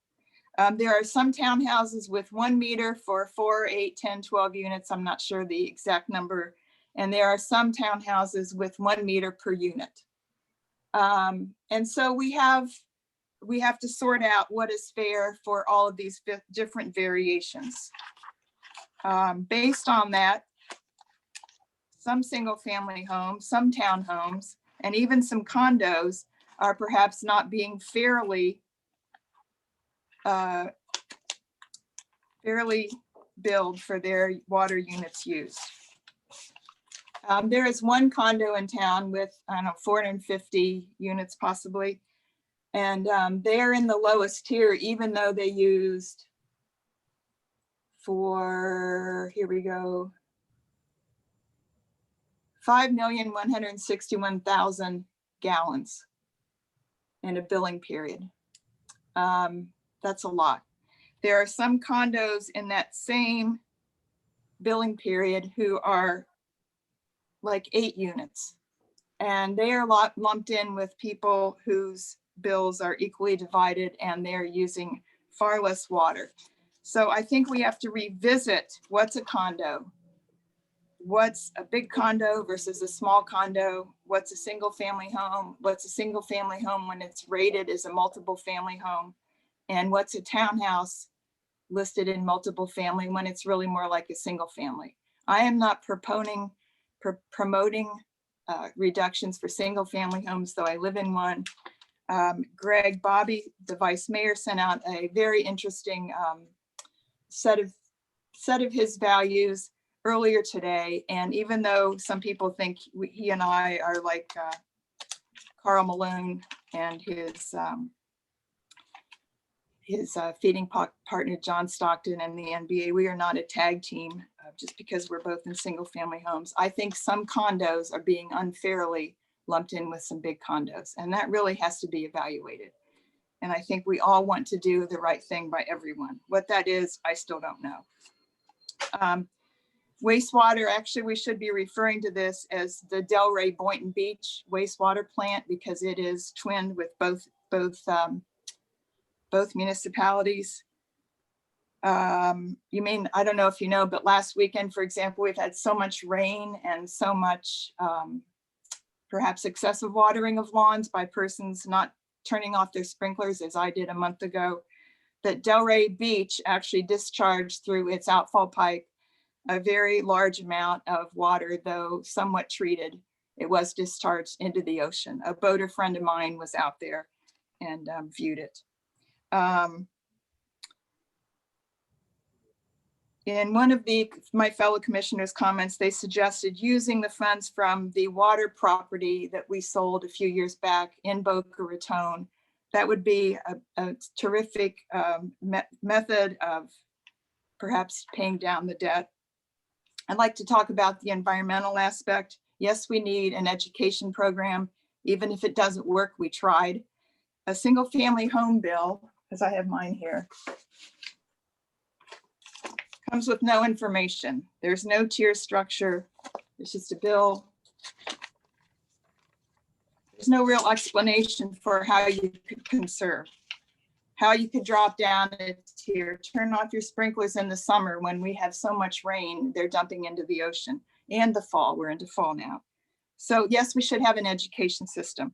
I went on the website of the water plant and I found it interesting that we have a normal water schedule listed on there for watering 3 times a week for all units and all sizes. And we in fact used to have a code on the books here when I moved here stating you could only water twice a week, and it broke it down between the homes ending and townhomes and multiple family homes ending in odd numbers and even numbers. And that system still exists on our Public Works page. However, when I told Marshall that we had this code and I didn't know it was deleted somewhere, he said, well, we don't have the code. So we have a recommendation. Maybe we need to set a code back in place. People used to get $100 fines for having sprinklers on the wrong day, watering the street instead of the lawn, so therefore not having them maintained. And also for leaks. Perhaps we've had leaks flood the streets. So that has to be looked at and perhaps enacted. Hang on, I know we all have a lot of information here. I thought the finance board did an excellent job of reviewing everything. And Natasha Moore asked some super questions I'd like to keep on everyone's plate. The calculation of the flat charge for each bill of all levels of all homes, the calculation of water flow charge, the flat charge to the total bill for percentage contribution, the effective rate per gallon of water, and the percentage contribution of the water flow charge. I want to note that there's some concern that summertime pools and summertime watering of lawns is excessive. However, many people turn off their sprinklers. And if we would encourage the use of water meters, not the type that catch the water, because there is quite a bit of heat in the summer, so that's not accurate. But some kind of a management of the sprinkler system in all units across town. I don't want to mandate that these have to be put in. I don't want to be a big brother and say we have to do this or that. We could encourage it, suggest it. Perhaps people don't know these devices even exist.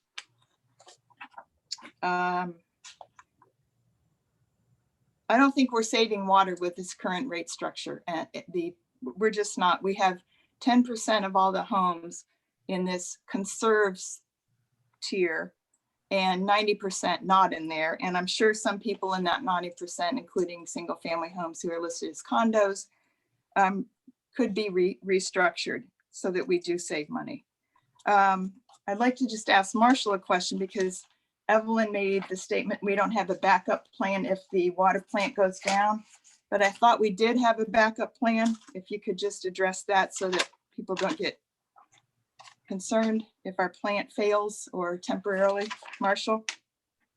Yeah, we do have emergency contracts with Boca and Delray, so we have interconnects with them. If should we have to shut down for a short period of time, we can draw in water. We tend to use, I think Delray's water more than Boca's. Great. I didn't know we had both. I just wanted to double check. I just remember once, maybe 10, 12 years ago in the terrible hurricanes of 04 and 05, I believe we had Boca's water temporarily at that time. Okay, great. I agree with Evelyn. I do not like planned deficits. Totally agree with that. John's comments were very spot on. I do think because condo owners don't get a bill and they don't see it and they just trust people like Doug and John to do the right thing on their boards, that's perhaps why they're not engaged in these rate structures.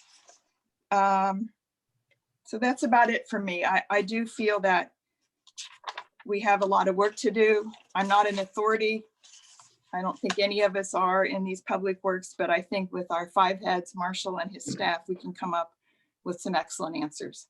And that's it for me right now. Okay, thanks, Peg. Thank you. Let's move it on to Greg. Thanks, Mayor. I sent around my comments, and I didn't send around to try to sway anyone in any way. It's just, this is a very detailed topic and there's a lot of nuances. And I didn't want anyone to have to spend time writing down points they agreed with or points they wanted to debate. I thought it'd just be easier if everyone had sort of my process thoughts in front of them, and then they can either agree or disagree or throw them away. So that was the only reason why I sent it around. So I'm going to run through them, but I'm going to run through them sort of quickly because you have them in front of you. So there's really not a lot of debate on it. There's obviously things we agree. It seems like everybody agrees, like about moving the debt over and making sure rates cover the cost of service. I've been informed of some of the same things I guess Peggy knows about, which is Ocean Cove and Ocean Grand Place. Bunch of single family homes on 1 meter. That skews the data supposedly. It must skew it somehow. I don't know if it skews it a lot or a little.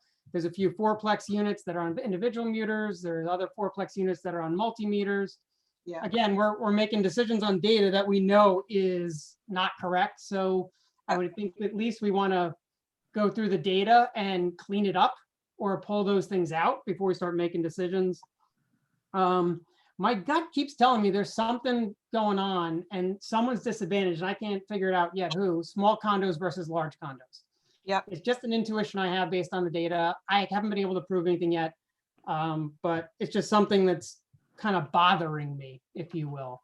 I don't want one set of condo sizes to be disadvantaged or advantaged versus another condo size, but I haven't been able to prove it yet. So it's just something I'm thinking about. Gulfstream, as Marshall has mentioned, has a different plan. I don't understand why we wouldn't at least take a look at it. We're not in any rush to do anything. We don't have any deadline. So why would we not look at it? I mean, that's one of the commission principles I always follow, the ones that I shared at the very beginning, leverage the surrounding towns and their expertise. Why not take a look at it? It might completely not apply to us. Great, then we throw it out. But take a peek at it and let's see. The Financial Advisory Board, Dr. Greenwald, did a great job talking about matching assets and liabilities. It's a pretty basic concept in asset management, in municipalities, and corporations, and in individual finances. You always try to match your assets and liabilities. That way you don't get caught in a bad situation. So what does that mean here? There's a fixed component and a variable component to these fees. We should figure out, as Dr. Greenwald said in the Financial Advisory Board, what is our fixed component of our infrastructure, and that should be covered by the flat rate. And if it's 70% of the total, it's 70% of the total. If it's 90% of the total, it's 90% of the total. If it's 40%, it should be 40% of the total. It should match. Because that way you can't get yourself in any trouble on what you're using versus what you're charging people. Same thing goes for wastewater, and we're already talking about doing that anyway, but we should know the math before we start throwing around rate structures. How much of the wastewater is due to the flat costs of the labor and the infrastructure and capital improvements and all that stuff? That should be covered by the flat rate. And anything variable should be covered by the variable rate. This isn't rocket science, it's just matching assets and liabilities. Excuse me. FAB mentioned that concept that EPA, it says something about 70% of the cost of utilities is fixed expenses. I don't know if that's true or not. I'd love to actually know. I'd love to see, and I'd love to see where we compare to that, but I understand why we haven't figured that out yet.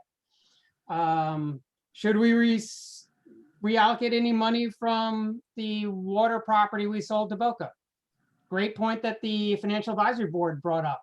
We should be thinking about that. Before we come up with a rate structure, we should think about that. Do we want to allocate some of that money over out of the general fund or not? That's where the money came from, is when we sold some water plant property.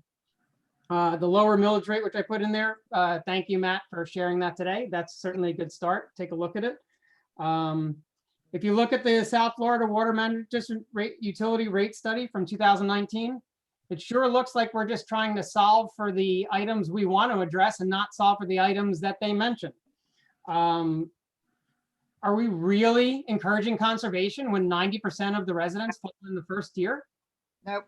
That doesn't sound like it's encouraging conservation to me. It sounds like we're basically solving for a solution a bunch of people in the town want, and then we're just trying to back into, hey, does this kind of apply or not? So I don't know. It just seems like it's a little odd. Obviously, conservation education was mentioned. I think that's a great idea. There's going to be a lot more coming around on that from some of the residents that are actually spearheading that. That's something that should happen no matter what we come up with. Do we want a plan that encourages less green space? I don't know. Some people might not care. Some people say we might want to have a plan that encourages green space. It's just something I think that should be more flushed out, and we should really get some true resident input on it. And the most important thing is, before we decide anything at all, we really should have an opportunity for residents to come speak in front of the commission face to face to us before we decide anything. There have been a few residents said, look, I don't want to write anything in, I want to come speak. And they obviously, it's very hard to do that on these Zoom meetings. A lot of people want to come to town hall. At least give them a shot. Again, we're in no rush.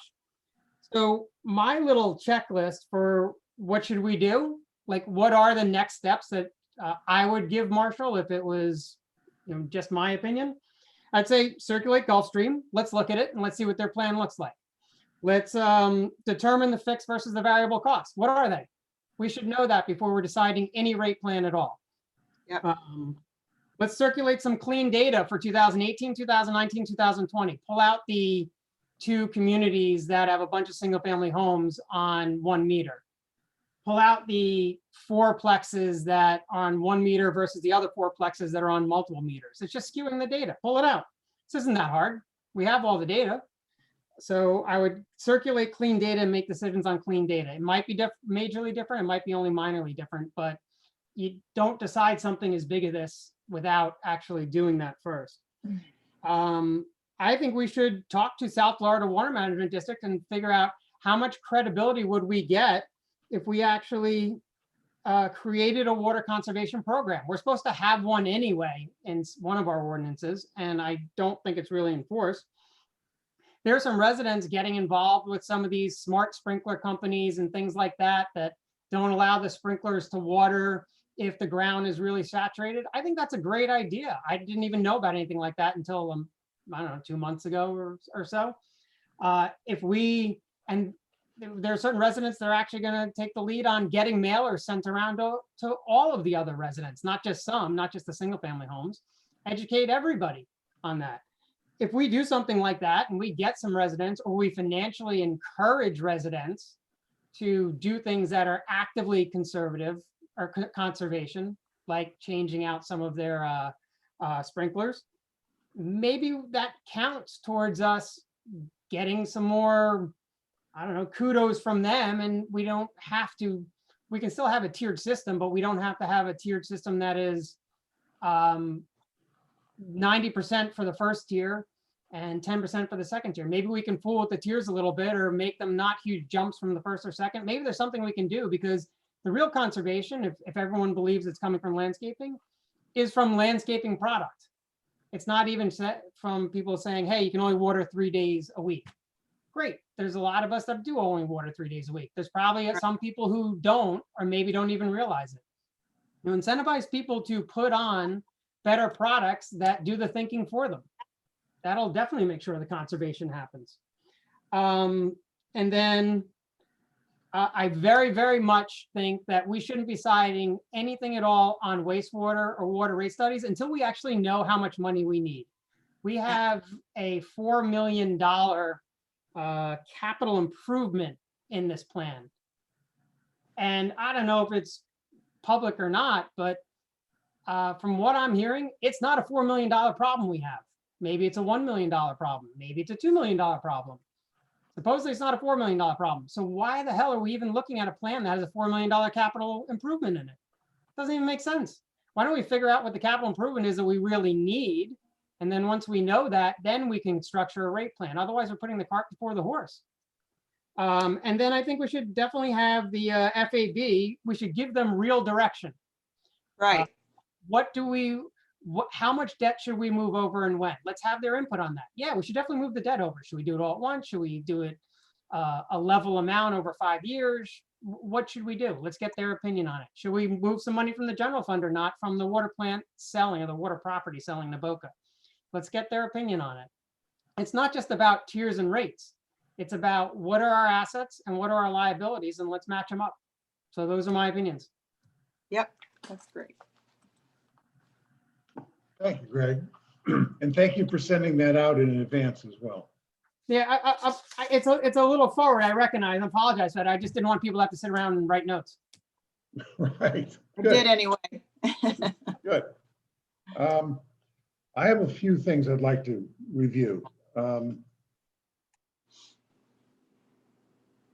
First, there's been discussion back and forth on seasonal. And I did some data pulling, a little bit of data mining actually. And I looked through Dalton, and then I got some data also on a few other condos. And in fact, what was interesting is the amount of water that was used increased in the summers, even though the occupancy decreased in the summers. And the same thing occurred in 2 other buildings. So occupancy clearly does not drive water consumption. And in fact, I mean, it was so much that the occupancy at Dalton dropped as much as 50% in the summers versus winters, but the water consumption increased. And it's really a result of irrigation, the swimming pools, because the evaporation is so much greater, and many buildings because of the air conditioning. Because on the roof are these enormous water tanks. And of course, when the units are empty, they still have to be air conditioned. And it's the air systems that are using a little bit of water, not a lot for each unit, but all of the units are using them. So the water consumption actually went up during the summer months. So occupancy had nothing to do with it at all. Interesting. The other thing that was noted was during the presentation at the Financial Advisory Board meeting, the multifamily units used 65% of the water flow in 2019, but they also represented 67.7% of the water dollars. So it was just the reverse of what we were talking about at the last meeting when I was asking Greg what he meant by the fact that the single-family residents were actually supporting the condos in water. It's actually the opposite. Under the current system, multifamily is actually supporting the residentials to the tune of about 3%. So that's a bit of a misnomer. The other thing is this whole discussion that's coming up about fixed versus variable and how the cost of water drops when you start looking at the variable side. So producing more water costs us less. So perhaps we should be looking at charging less as there's more consumption. That's truly a fool's errand. If any company looks at charging less for their products as they sell more products, that's the fastest way to bankruptcy for any company that tries to do that. I've spent my whole professional career in manufacturing, and you do not price products that way ever. Many things can happen to hurt your business if you were to start pricing that way at the beginning of any fiscal year. First of all, you can miss your sales projections. So all of a sudden you think you're going to sell whatever, 100,000 units of your product, and all of a sudden your sales are off and you're selling 85,000. So your cost per unit actually goes up, not down. Your manufacturing costs can be hurt. For us, plain and simple, we can all of a sudden have pipes bursting and our costs go up. We can have equipment failures and we can have problems with production because of equipment failures. We can have repair costs that were unanticipated. We can have less consumption of water. And all of a sudden our costs per 1,000 gallons go up. So to think that we could possibly be thinking about variable costing and variable pricing is something that you just do not do. On the other side, if we were going to look at covering our fixed costs with ready-to-serve pricing, well, we already, through the ready-to-serve price that is put into the alternative pricing formula that's been presented, that already covers 63% of our overhead. So it's very well covered at any rate under this current alternative pricing. So the whole discussion of fixed versus variable is something that I don't think we need to spend any time on. The last thing is obviously the barrier island is subject to storms and hurricanes. That can throw out any concept of fixed and variable. And we're a utility, so it just makes no sense to me at all. Those are my comments. So everybody has made their thoughts known. They're good thoughts. Obviously, we've all done a great deal of homework. So I'll open it up now to any conversation anybody wants to have about any thoughts that anybody made. If somebody wants to say something, throw your hand up or. I have one comment. Yep. It has to do with moving money from the general fund Oh, to cover the sale of the property. Well, Thank you. people I aren't taking left that into out. account that we have been moving money from the We have. general fund to pay we- for years. right, we've been So doing that. We we've have been doing that. that. So it balances. Yeah, we have been You doing can't that for say years. that they owe us. Plus, any new debt should be taken out by the enterprise fund, not by the town in general. Yep. I have a summary, if there are no comments, on what I think we should be doing moving forward. And I'll go through that and then we can add to it.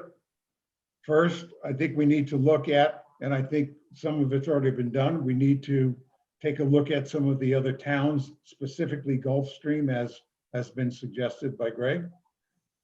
Doesn't ever hurt to see what some others have been doing. I suspect Rob has that. We obviously have to get a handle on these townhomes. They are probably part of the study, but possibly they need to be either broken out separately, or we've got to find out, do they have separate meters? Do they not have separate meters? Do they need to be a separate class? What do we need to do about them?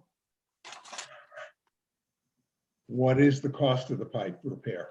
Are they going to get lined? We need a round number on that. Doesn't have to be a precise number, but you know, it's got to be rounded off to the nearest $250,000 or $500,000. So we really know what has to be funded.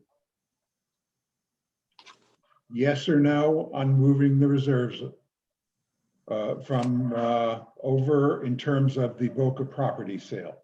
And as Evelyn was saying, we have been moving those over every year because we've been tapping into them, but that doesn't mean that we don't take $1 million out, $1.5 million out, but we need to make a decision, yes or no. That was brought up at the Financial Advisory Board meeting. It was brought up again today, but we as a group, as a commission have to decide. We're going to do more, we're not going to do more, because you can't run the numbers and make a decision on rates until we know.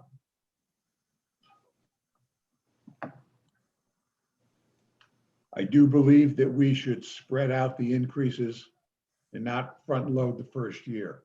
When you take a look at the 40 examples that were given to us on real condo units, and I guess there were about 30 of those and 10 of the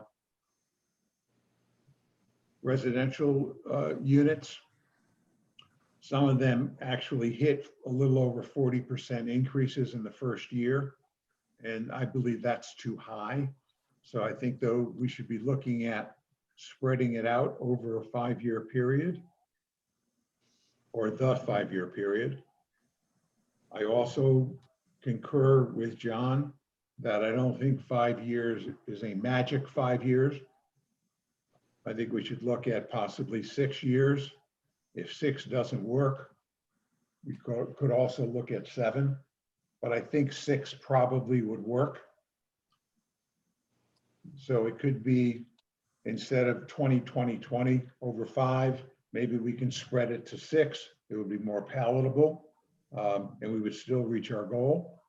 But I'm thinking 5 might work if we don't need the big dollars for the pipes. If the pipes end up at $1 million or $1.5 million, 5 years might work out just fine.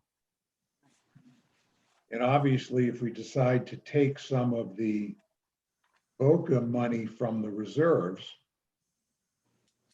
and we don't need the big money for the pipes, 5 years would work just fine.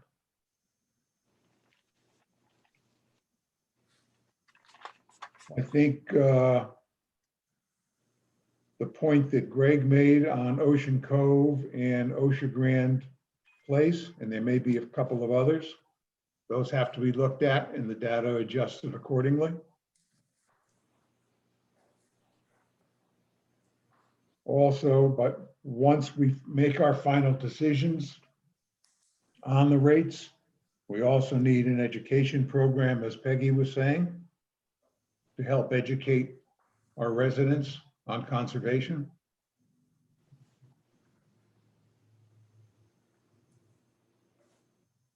So there's a lot to be done. And that's what I see as the next steps.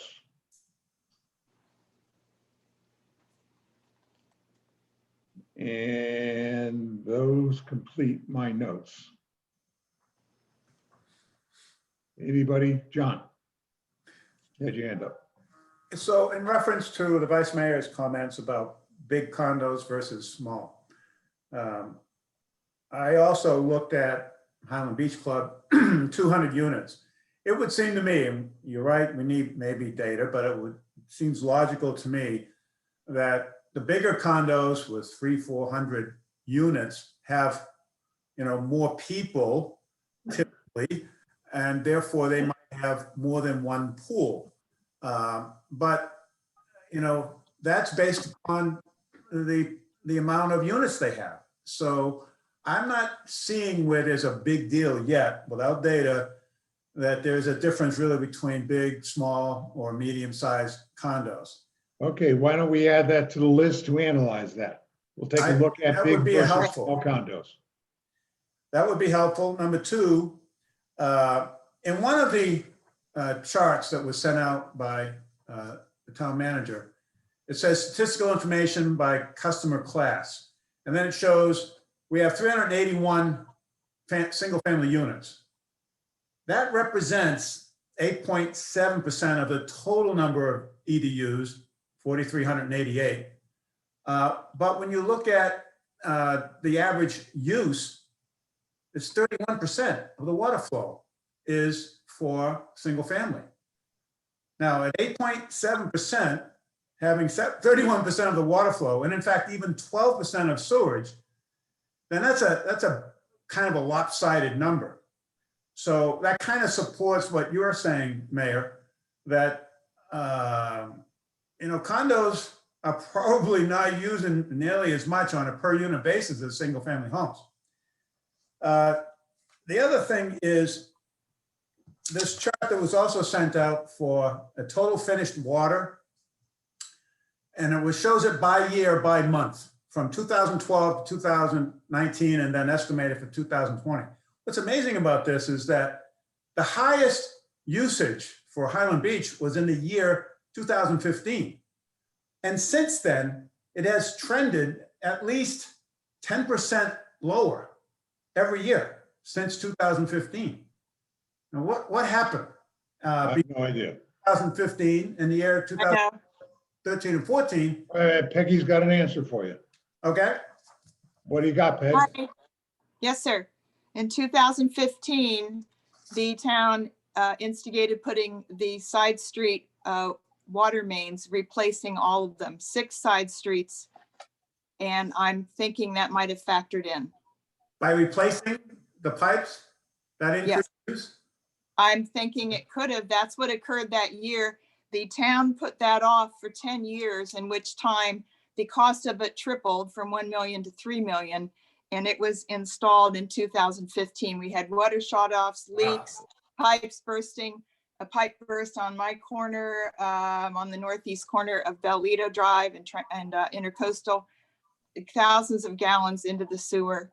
There were pipes bursting prior to that, perhaps every 2 months. Russell Drive had big problems, Highland Beach Drive. Once the new pipes were put in, this was discontinued. We didn't have rebursts. Well, then the 3 years prior, it was still 10 to 15% lower than what happened in 2015, which you saw an increase of like 50 million gallons, 70 million gallons. Well, what's your point, John? My point there is, what if we do have a trend down in the future? Well, that'd be great. Less water, which also increases our costs, right? But then my question is, and I'm thinking from a business standpoint, would we be interested in selling our water since we can produce? No, we've already looked into it. We can't sell our water. To Boca and Delray if they need. They have no interest. No, they don't. They have no interest in buying our water. Okay. Marshall's already checked. All right. My last 2 points, occupancy. I can verify, you're right, at least at Highland Beach Club and Casuarina. The summer months, you have obviously much less occupancy, as much as only 50% occupancy in the condos. Now, between the 2 condo complexes, Casuarina and Highland Beach Club, you're talking 300 units. So that 150 are empty. And yet there was a drop, not much in the use of water. What's interesting is that, yeah, we have some drop, but we're also not condos that use water coolers for air conditioning. So I do see where maybe the big condos who have water coolers would maybe make up for that, and so are pretty much flat throughout the year without a major drop during the off season. But I think that that goes back to the big condo, small condo issue. Okay, that's my comments. Thank you. Okay. Greg, a quick question for you on your possible next steps. Mhm. You had circulate clean data per month and you had 3 years here. Mhm. What data were you referring to? Pulling out those Ocean Cove and Ocean Grand, the multiple home or the single family homes on 1 meter. Gotcha. Okay, Pulling thank those you. out, and then the fourplexes, whatever fourplexes, some on individuals, some on, I mean, you can just pull it all out if you want. But Well, no, you can't. I mean, if we pulled everybody's out, we'd be. no, pulling- everyone who's like a non-conforming, if you will. Got it. Okay, understood. Thank you. Okay. Have we covered everything we need? Rob? Mayor? Oh, I'm sorry, Peggy. I didn't see you. I apologize. No, Go ahead, no, Peg. sir. 2 quick questions, please. Yep. First of all, Mayor, your comments of our moving forward suggestions were excellent. I appreciate those. 2 questions. For some reason, I heard from several people living in the condo Seagate, and they felt they were overcharged. If that could be, I'm not sure if we had that in our data. I'll have to go through it again, but those came in just recently, that some residents felt they were overcharged, and that is a condominium. And secondly, in 2008, some persons from our street, including my family, met with then manager Dale Sugarman, who instituted the tier system and said he patterned it off of one out of Broward, in which he was a town manager for several years. And I wondered if the tier system has ever been updated or reviewed since that institution in 2008. Don't know. Just wondered if anyone knows. Oh, we can certainly check. Thank you. Just wondered. That's 12 years, so Yep. thank you. Okay, Rob, still with us? Yes, I'm still with you. Yes. I know you've been sitting there patiently listening to all this and absorbing it all. Do you have anything to add? Well, I mean, I could try to address some of the questions if you'd like. Definitely. Definitely want your thoughts and your take on all this. Yeah, I mean, I think all the comments are very good. To be honest with you, the amount of review that each commissioner has done is excellent. And you know, I'm not sure which commissioner said it, to be honest with you, but I think someone said, you know, when you change structures or have a rate structure, there's winners and losers or something along those lines. And I would agree with that. We've talked about that in the past. I think a lot of the information that was brought up today, we kind of talked about some of it. About the fixed versus variable, I tend to agree with you. Most of your costs are generally fixed. The main thing in your rate structure, and I do, I know Dale Sugarman. I bet your rate structure has not been reviewed that long, but I don't know that for a fact. But your base charge is there for a reason, or your flat charge, you may call it. And that is to, recover costs on a readiness to serve basis.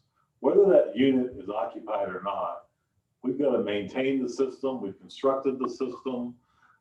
We have the operators at the system, whatever those issues are or reasons are. And that's why it's there. To make sure that you have revenue stability, a constant revenue stream that's predictable. It does recover a lot of fixed costs, and many utilities have a base charge. When we were trying to put the rates together, as you all well know, and I think Marshall really put together very well the things we were looking at. The big issue in the rate structure for us was the wastewater variable rate. And we were trying to come up with a structure that doesn't provide a lot of rate shock on the water side, does promote conservation, does meet the South Florida water management goals and rules, and objectives. That's also written, that was also in their 2019 rate survey. They even talk about that in there. I think we were addressing that as a system. That's what they're looking at, as a system. And the key was to try to implement the volumetric rate for sewer. Those that have low water use, when you have a single volumetric, single flat rate for sewer, they can argue they're paying more. It's $44 a quarter bi-monthly, and I'm not putting any sewer in the ground. I mean, there should be a base charge, but that's the issue. And that's what a lot of the rate adjustment is happening, is the sewer flat charge, as you all well know. When we did look at the statistics on the class as you have them today, we did not make any adjustments for, I think it was called Ocean Cove, but the virus mayor kind of, I was unaware there's a master metered single family development. Could that change something? It may, but based on how you're billing today, we thought the rates were generally reasonable, promoted, met your objectives and whatnot. I mean, we could look at this a lot. We can make some of these adjustments if you like. But the point is, someone mentioned, and you can get the statistics, please.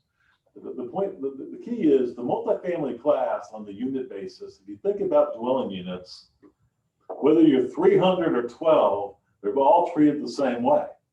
And I agree with you on that, Commissioner.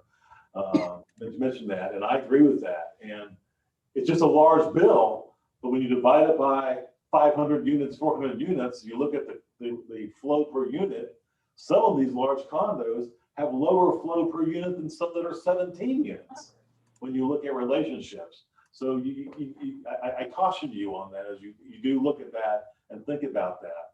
I do believe personally that the multifamily class is paying a higher amount of revenue per gallons of water used. That's a fact. We didn't make it up. It's there. However, if you think about it, they also are generally the largest users, have a need for ratings to serve, and most likely they should probably be paying a little bit more. If they're all vacant, you still have the facilities there to serve. And I think that's important as you move forward. I don't know what else to address. Gulfstream, for example. This is the Florida Water Research article. I developed that rate, just so you know. It's the only one I know of in the state of Florida. There may be another that did volumetric based rates based on lot size. I understand it very, very well. I wasn't sure we could look at this type of rate structure. No one really has this rate structure because many of you said, keep it simple. And this is not a simple rate structure. It's a very, I like the rate structure from the fact that if you have a lot of pervious surface and you're irrigating, then the rate should relate to that. Because you can have an acre of grass of pervious surface and be a very good water user. I can have a quarter acre and be a very excessive water user, just based on sheer size. That's why they went this way. But it's a very difficult rate structure to develop. But if this is the direction you'd like to go, we can definitely do it. Again, I don't see anybody having, this is just the article, but I don't see anybody having this rate structure too much. And we didn't bring that forward to you. But again, that's something, if you'd like to investigate that more, we could definitely help you with that if you'd like to do that. Rob, what is the EDU breakout there on multifamily versus single family? In Gulfstream? Yes. I don't know. This structure was done over 1995. Oh, wow. So it's pretty old. It was, as I remember, and Mayor, I'm going back on pure memory here. It gets a little fuzzy there after a while, but they had a lot. It was primarily single family, as I remember, but I could be a little wrong there. But they had a lot of different lot sizes, several quarter acre lots, and then you had houses on the beach side that were very large parcels with a lot of vegetation, a lot of water use, etc. Yeah. And that was the issue there. Back then, it was mostly single family back then. That's what I remember. I seem to remember. Still is. Okay. But I want to caution you, I haven't gone back and looked in a long time. But it was primarily driven by single family. Because someone mentioned multifamily, it's kind of hard to do this rate for multifamily because you got a bunch of units. Right. versus Households. So Yeah. it was more single family here. I'm not sure it would work as well here because you are primarily driven by multifamily. 80, 90% of your customers are multifamily. And that's the other thing I do want to mention. When we talk about, conservation, you've got to look at all the classes collectively and individually.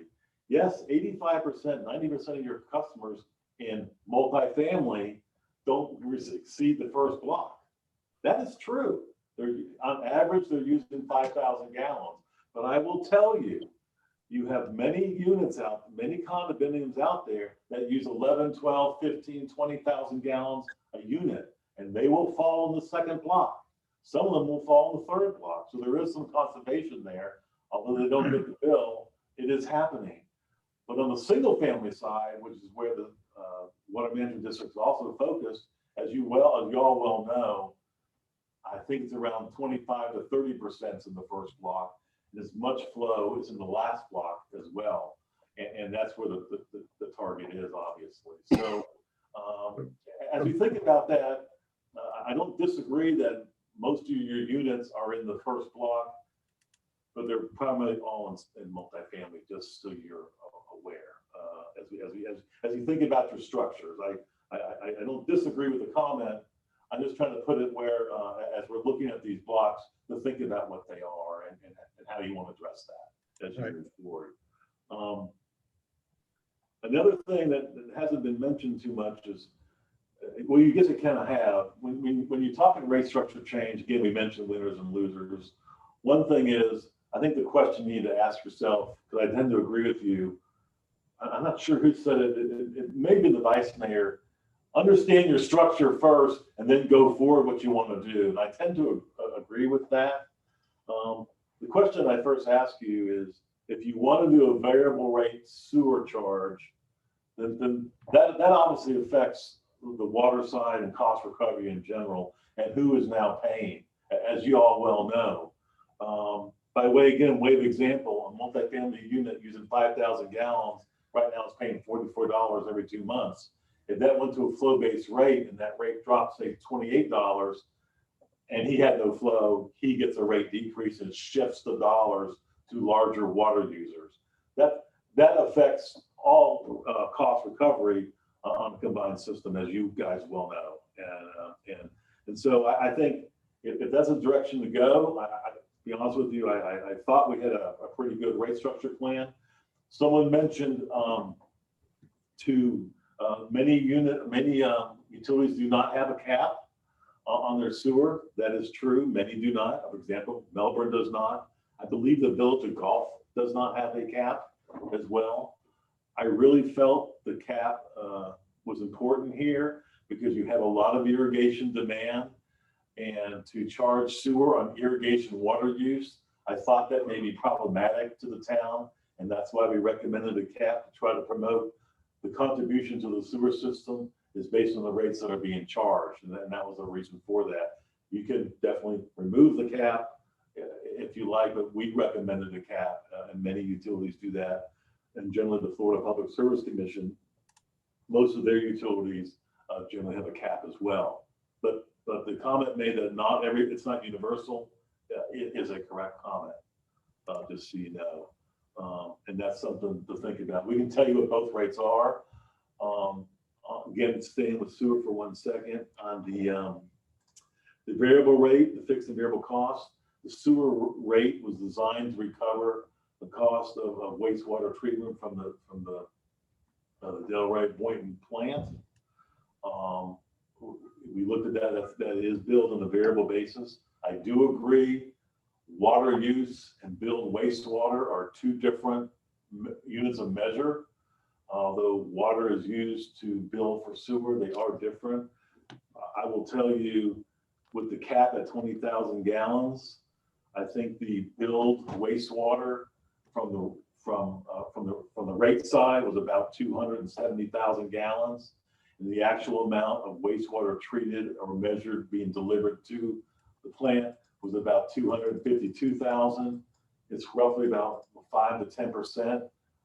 Knowing that they're different measures, I thought actually that was pretty reasonable, that they're approaching each other, just so you know. But they are different. I will agree with the commission on that. They are different units of measure, but that's very, very common in rate making. But I thought they were fairly close considering everything. So that's another reason why I thought the cap may be a good idea, because we weren't overbilling. And I think I think that's a lot of the questions, but that's kind of where we were going.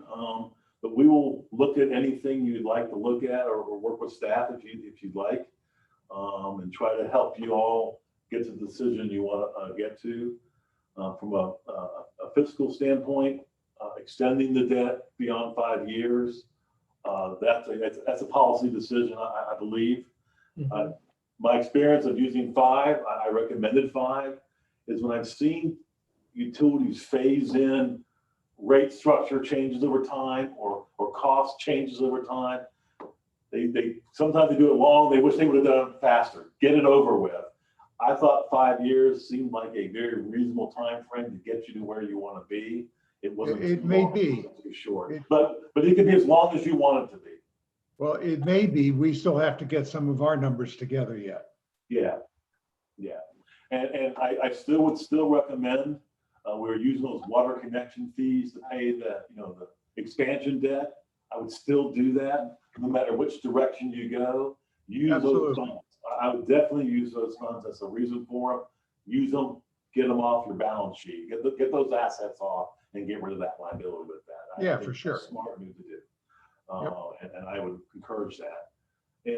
But I'll open it back up to questions to you. I've kind of rambling around a little bit.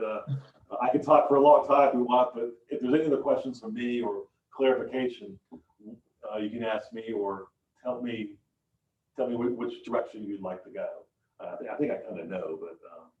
Okay. Thank you. Okay, thank you, sir. Okay. Greg, are you still wanting to look more into Gulfstream, being that it's 25 years old and it was basically a single family home community? I don't see a good reason why not to. Why would you not look at everything? We're designing a study for the next, hopefully 10 or 15 years. I don't know how we could apply it. We I'd like have, to actually see it opposed to listening to 5 minutes of comment from Rob. I'd like to actually see it myself. oh, well, Rob, would you? I think Marshall, we don't need the consultants for it. I think Marshall is actually getting it. Yeah, right? he'll just get you a copy of it. Yeah. Oh, the article? I can take the article. The article. Marshall is going to talk to the town manager and then get information from him. I think that's the best way to go. Not Yeah, that's all. So we don't need Rob to do anything. No, I don't think we need to do Rob to do anything for a while. Right. We've got our work to do yet. Yeah.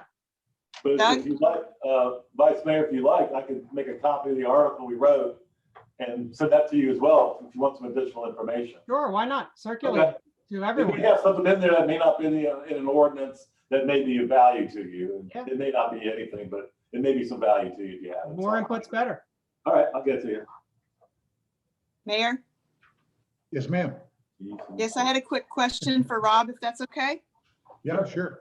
I just wondered, compared to other municipalities, I believe 17 others that have been talked about and cited have just do not have a tiered basis. So I wondered why they do not and how it works for their conservation being applied. And then secondly, other municipalities, many of them have a 70% level flat rate, and we're at 63%. Why would that be? Okay, let me answer that one first, because 70% is kind of the EPA rate is for fixed cost recovery. Right. That does not mean that's what's billed in the rates. I do not generally see 70%. The water management district, especially Southwest Florida, in their studies for water conservation, recommended no more than 30. Oh, And wow. normally what we see is 30 to 40% generally. Now, to be honest with you, you've had this rate in effect for possibly 12 years with Mr. Sugarman, who I believe was in Delray prior to, I guess he served with you all. I think that's a very strong and very healthy fixed cost recovery. The other thing people don't think about is and it's hard to explain, but you have a minimum flow that's 24/7 happening all the time. There's always an amount of water use, there's always an amount of sewer use. Whether you put them at a variable rate or a fixed rate, it's always 100% recovered. I really believe personally that the rates that you had at 60% are very, very adequate. If you go flow based on sewer, that percentage is going to drop, but it was still very strong. It was 45%, higher than the 30% threshold that Cedar Water Management Districts look at. So that 70%, I think, deals with overall fixed costs. You do not see utilities recover that. If you think about your electric bill, I will tell you most of electric costs are fixed, power plants, and they don't price rates that way either. It'd be too aggressive. Regarding the utility without a conservation rate, I'm not sure who they are. Generally, what I've seen in South Florida Water Management District, if you have a water permit, generally you need to have water conservation rates. Now, I will tell you, there's one, I don't remember the utility, they didn't have a conservation based rate, but as I remember right, gosh, I can't think who it is, the average use per customer was so low, it didn't matter. And I've seen that type of exception, so to speak, Commissioner. But generally, my experience has been you have conservation base rates if you have a water use permit. Sunrise is going through this right now. They have a 2-tier rate, 0 to 30,000, above 30. We talked about that, I think, in the very first meeting, and they are being, as part of their permanent renewal, they're having to have to expand that more to your traditional conservation rates that you've seen in the past, and I know you've looked at. But if you tell me the utility, maybe I can maybe give you some other thoughts. But another thought may be, thinking out loud, is some of these utilities may have no cap on their sewer, saying it's a conservation rate as well because there's no cap. Again, I think the cap is more equitable, because why should I pay sewer on irrigation water from a utility perspective? So that may be some of the reasons, but if you know they are, I can look at them and I can give you some better answers as well as I know who they are. I don't know if I answered your question completely, but. You did. I do not have the names of those municipalities, but if I locate them, I'd seen them in the data, then I will get them to Marshall to get to you. Thank you. That'd be great. I appreciate that. I'll help you out. Thank you. One quick question, Mayor. No, you're done, John.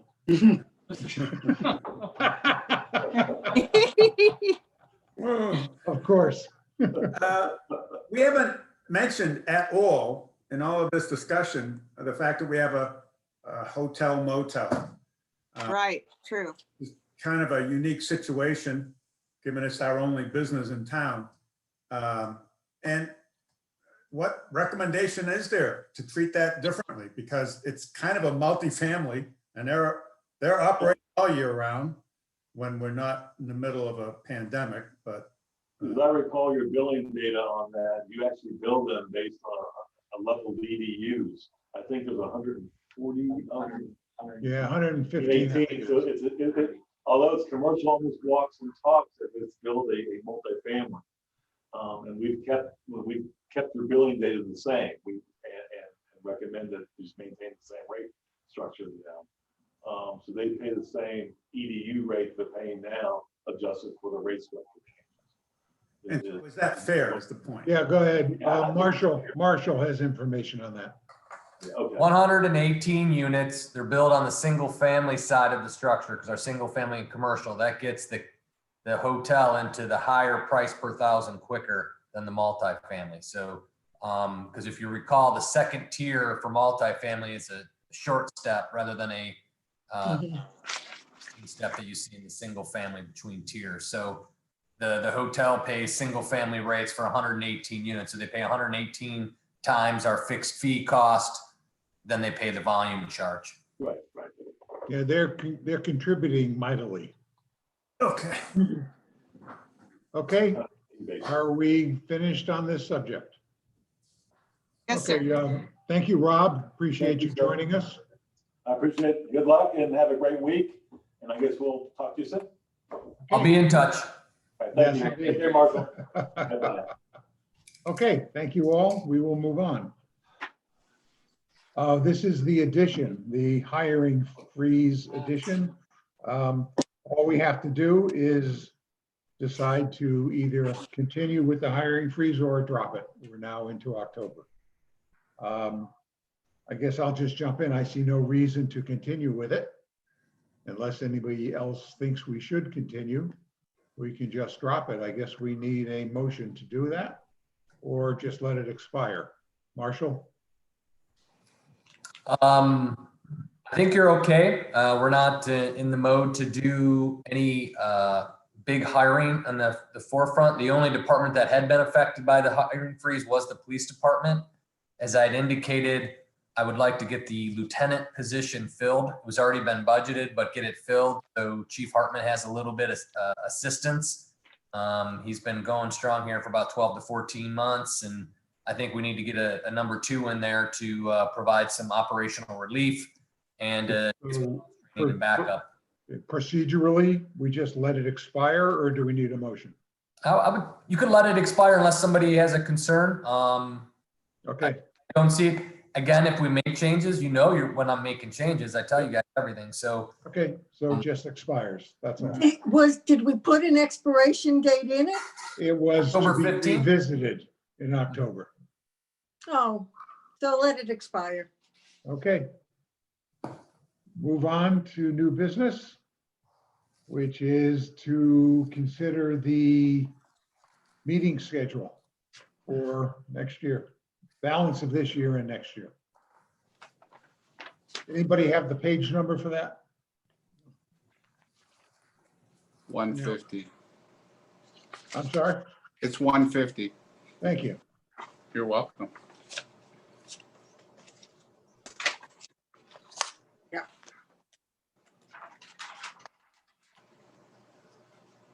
So I went through all the dates and they seem all appropriate, day-wise, date-wise to what we've been doing first Tuesday and third Tuesday of each month. I didn't see anything that was out of the ordinary.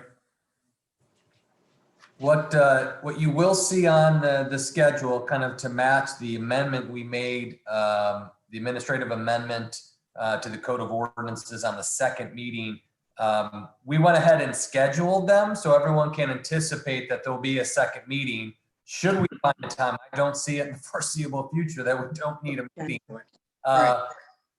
When there's a lack of true business to add, then we can remove that meeting. It was a good idea to schedule it though, yeah. Yeah. The other meeting that we may want to look at is do we have a concern with November 3rd, which is the election day?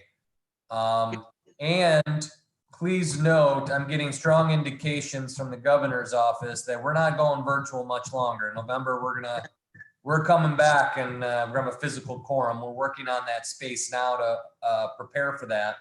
So that would be our first non-virtual meeting in 8 months. So do we want to do it on election day, or is that we want to push it a day and make it on a Wednesday or something just to stay away from election? I would prefer that. If everybody's okay with that, to move it. Yeah, to- I was surprised to see it. Yeah, Right. I mean, I can remember when everything was closed on election day for a presidential election. You're right. Oddly enough, our ordinance requires that the first Tuesday of every month, so you guys would have to move it. It can't be moved by me or staff. That first Tuesday meeting is written into law here. So if we want to, we could move it if just one day, if everybody is comfortable. I don't know if anyone has issue with moving it from a Tuesday to a Wednesday at 1:30, and it would be our first. We'll work through the details with everybody. The first physical quorum meeting we've had in a while. Okay, That would what be would my have preference. happened if that was a national holiday? Gets moved to Then Wednesday. we Yeah, we would have moved- had to move it. We generally move it one day, yeah. But we want you to do it. Marshall, is there any opportunity to move it a day up or no? I won't be there that Wednesday if you do it that Wednesday. You guys can move it whenever you so choose. Any other day that week I could do, or you could do the meeting without me on that Wednesday, but I let you know now I wouldn't be able to be there. Would Thursday work for everybody? I can do Thursday. All right.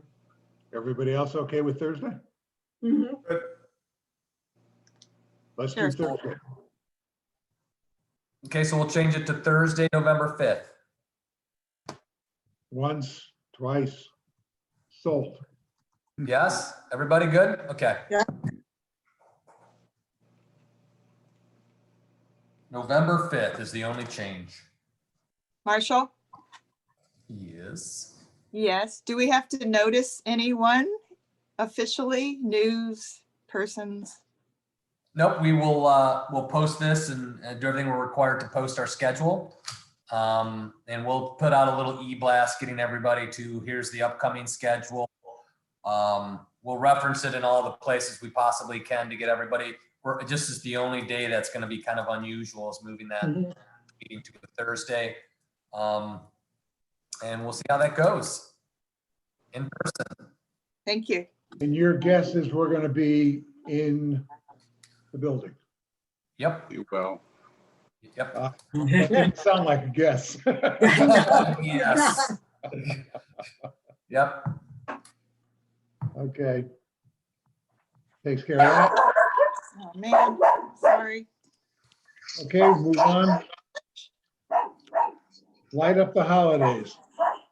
So was there a motion to approve the meeting schedule? Oh, I move to approve the meeting schedule As modified. as As- modified. A second? Nobody wants a second? Second. I second the motion. Wake up, John. No. All in I'm just favor? making my changes. All in favor, say aye. Aye. Aye. Okay, we are on to the 2020 Light Up the Lights Holiday, Light Up the Holidays community event. Yes, What do you so want to do? Marshall? usually we've already started planning well in advance for this event. This would basically put us out. We're probably about 8 weeks out from when this event normally would be. I don't know that we're totally out of the woods with COVID and everything and having a social mixer on campus here. But again, I just wanted to take the temperature of the commission. My indication is that we would most likely not be having this event. A lot of communities have been canceling it. But again, I just wanted to see how the commission felt if we about the event. We'll still do the lights, all that stuff will still occur. Maybe we could try to find some type of alternate, maybe a virtual light up or do something like that. We could try to do something unique as much as we can. But the in-person event is probably not likely. We also don't have a sponsor. Well, the town sponsors it. Yeah, no, we had a sponsor last year. Well, Len sponsors it. He'll just write a bigger check this year. There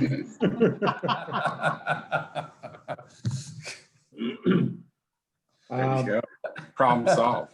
Open for Man. discussion. Anybody has any thoughts? No, I think we should cancel it.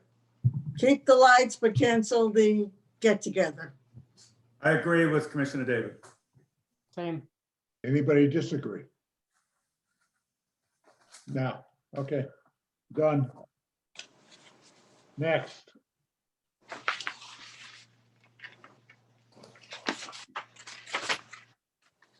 Oh, planning board, the accessory marine structure ordinance. Because of the timing, Ingrid is out. She had to go have family responsibilities. And the consultant couldn't stay on the phone any longer. So we don't have anyone from ATM. I know that there was an interest to speak with the consultant. But you do have their proposal. Again, this was the commission asking for a consultant marine expert to come in and look at all of our marine accessory structure type provisions within the code of ordinances to determine, are we up to date? Are we outdated on any elements? Are we properly accounting for new devices, technology, appropriateness of setbacks or boat lifts, or accommodating to those things or these new items? But that, we have a proposal for them, an all-in to go through that and make a series of recommendations.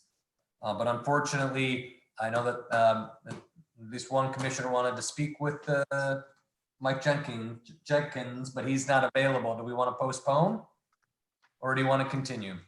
Well, I had a couple of questions and a couple of thoughts. We can chat about it a little bit.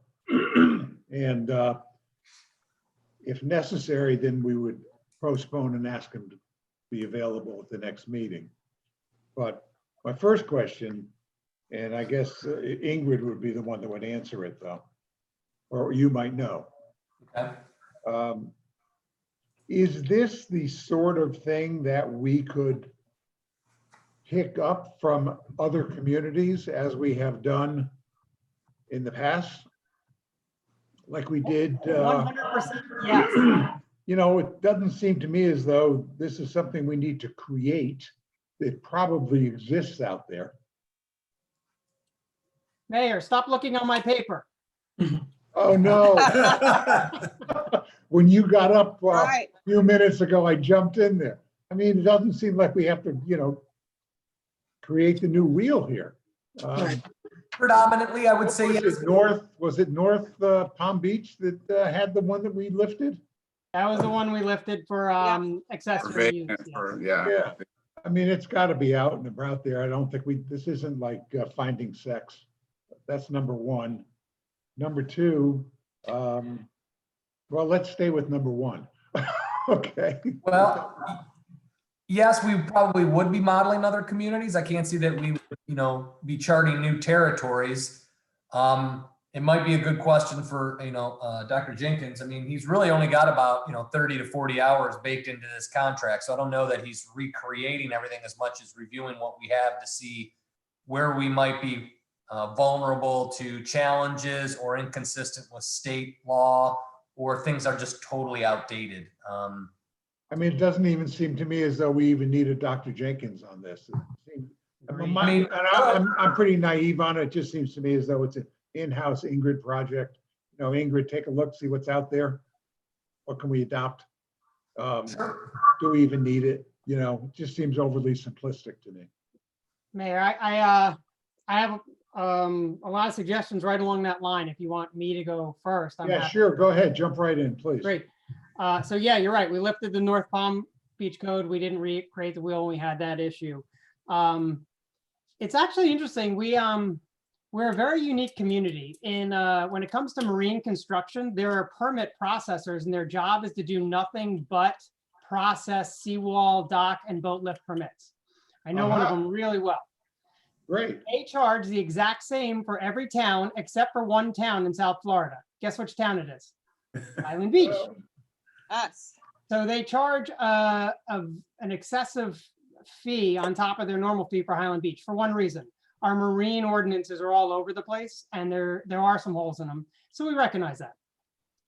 So there is a real issue. Now, the interesting thing is the consultant that made this proposal, supposedly, one of the reasons I want to ask them, but supposedly they did Boca Raton's. If you read Boca Raton's marine code, if you will, it's really clean, really sharp, really detailed. They have basins, they have canals, they have intercoastal water, they have everything we have. And it's really, really, really well done. I have no idea why we would spend $7,000 to recreate the wheel. I think we should actually just start with their code versus our code, or just start with their code. Maybe we have to modify it a little bit. And where did Ingrid come from? Boca Raton. Boca Raton, that's exactly right. Boca is really good about marine permits, and they're really good about what is in and what is out, and it's really clear. We're on the same wavelength here. So this isn't complicated. Now, there's a very important component to this too, is what do the residents want? Because we have a lot of marine residents. I don't know what the residents want. I have a guess on what the residents want, because when we had that setback ordinance that we were discussing, and I went and through all the Boca code for that and shared it with whatever it was, 40 something or 50 something residents that chimed in. They all liked Boca's code, but that's not all of the marine residents. Obviously, that was just a subset. So I think it's important that we do figure out what the marine residents do want, or actually what all the residents want. Yeah, for sure. Yeah. But the Boca code is really good.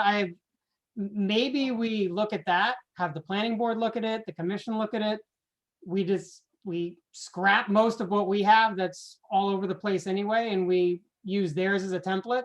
We decide if there's any things we might want to modify a little bit. And then if we really are struggling with holes, then bring the consultant in for a few $100 or maybe $1,000 to help us with a few little pieces. But I have no idea why we pay him $7,000 to come up with something that works really great right next door.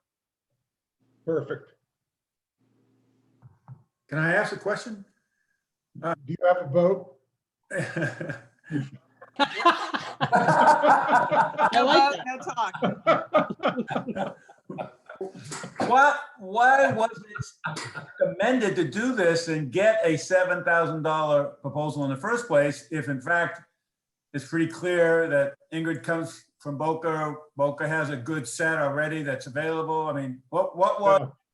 In support of Ingrid, the marina and the marine world was not her responsibility. Yeah, that was She wasn't outside of involved her. in that area at all. I see. Okay. Okay, let's move in that direction if everybody's comfortable. I think it's a great idea. Okay, Works for Marshall, you me. got it? I will communicate. Thank you. Thank you, sir. Thank you. Okay, takes care of that. Let's move on to D. Roof? This is to approve a bid for the roof. Oh, Yes. excellent. Marshall, you're on again. We went out to bid. We got the low responsible bidder before you for Laporta Contracting to do our roof. You'll see the price there is $131,581.76. We're asking for approval for an 18% contingency with that in case we run into things under the roof. Anything greater than 18% contingency will come back to the commission. But we want a little bit of breathing room because staff believes that there's a few problems that we're going to uncover. So we want a few dollars if it's something simple enough for us to fix some understructure. Prices came in pretty well. We've been having a lot of leaking problems, so it's time. It's up to you to reward the contract to the low responsible bidder. Contract. I had a little concern on his paperwork. Okay. His previous 2 years, he was just 1,000 or 2 over the minimum. And his 3 years back, he had one contract for 300,000, 350, 325. So did somebody do a lot of checking on him? I think we've done basic checking. What's the numbers just look too close. Sizable work? Is that the issue? Yeah, I think you have to have had the 3-year history of over $300,000 worth of contracts. Yeah. And he was like 301, 302 or something, and then one contract for 325. The numbers look too coincidental. Good point. I can't answer. Eric wasn't here today to run time through this with me, so we can return it and I can ask that question and get you the answers. So I would suggest we approve this based on further checking. And if it checks out, okay, but they just didn't smell good. Mayor? Yes. Part of this is they have an 18% contingency. which, to be honest with you, Highland Beach Club just finished replacing roofs on all the townhouses. And 18% may be low. Now, our roofs were 15 years old, right? And much of the problem is after you take off the tile, it's the plywood gets rotted. Yeah, you know, it's interesting, on any Wondering- contract we do, I always put 20% in, but, you know. Yeah, I'm just wondering, when they bid this, they basically are assuming they're gonna include the 18%, they're gonna max it out. I don't know, my concern was on his history, on the selection of the contract. Yep. We'll Excellent. verify that before we sign, and I'll let you know the outcomes. Please. Didn't pass the smell test. Okay, Okay, I'll get you answers. okay. So are you doing a conditional approval or you want to bring it back? No, conditional approval. I'm okay with that if everybody else is. Me. Yeah, Okay, I guess I made the motion then. Is there a second? I Second. second it. Okay. All in favor? Aye. Aye. Aye. Okay, on to E, which is an approval for the auditing services contract, Grau and Associates. That's Are it. we happy with their services? Yeah, so I'll let Max, he's got his microphone muted, and let him take over. The FAB did agree or recommend continuing with Grau and Associates for the next 3 years. Their services have been great in my respect. I'll turn it over to Matt at this point if he's had any other technical difficulties, but they've been great so far. No technical difficulties or anything. They've been good. This was part of the original contract and just sort of weary of going with another firm in the midst of an ERP implementation. I think it'll be important that we use a firm that is familiar with the town when we are in the midst of an ERP implementation. How long is going to take for that, the ERP? Is that another year? We'll be cutting over at mid-year this year. So the audit for 2021 will be the first year where we sort of have half a year with one system and half a year with the other. Okay, I would suggest no increases. They're asking for $500 increase each of the next 3 years. I would go back to them and say, listen, you've been with us all these years.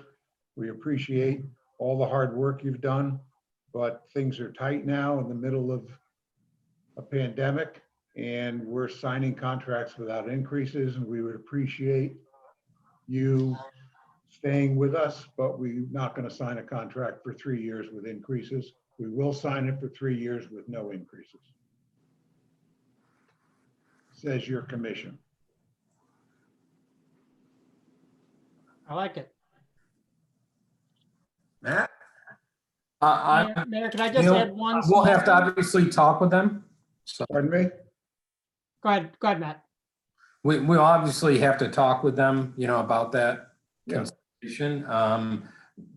The prices that they were proposing were part of their original contract amount back when we did an RFP in 2015. They've generally had a $500 a year increase in those prior years as well. And that contract expired and now they're re-upping for another 3, or this is part of that contract? This is an extension of that contract and the original RFP bid done in 2015. Okay, so this is a new deal then? Yes, the original period was for 5. Extension clause, yeah, with the prices that were already prescribed in the original contract. Okay, so then we are just in what we're asking then. Okay. I think you're saying Marshall, are that we violating something in the original contract or no? Just for Well, clarity, sorry. Did the original contract call out the compensation for these 3 years? Did the original contract call out the compensation for these 3 years? Yes. Well, then you're Okay, so then we would be violating Pretty the much. contract then. stuck with what? If you're going to extend GROW, you're stuck with those 3 $500 increases. Thank you for the clarification.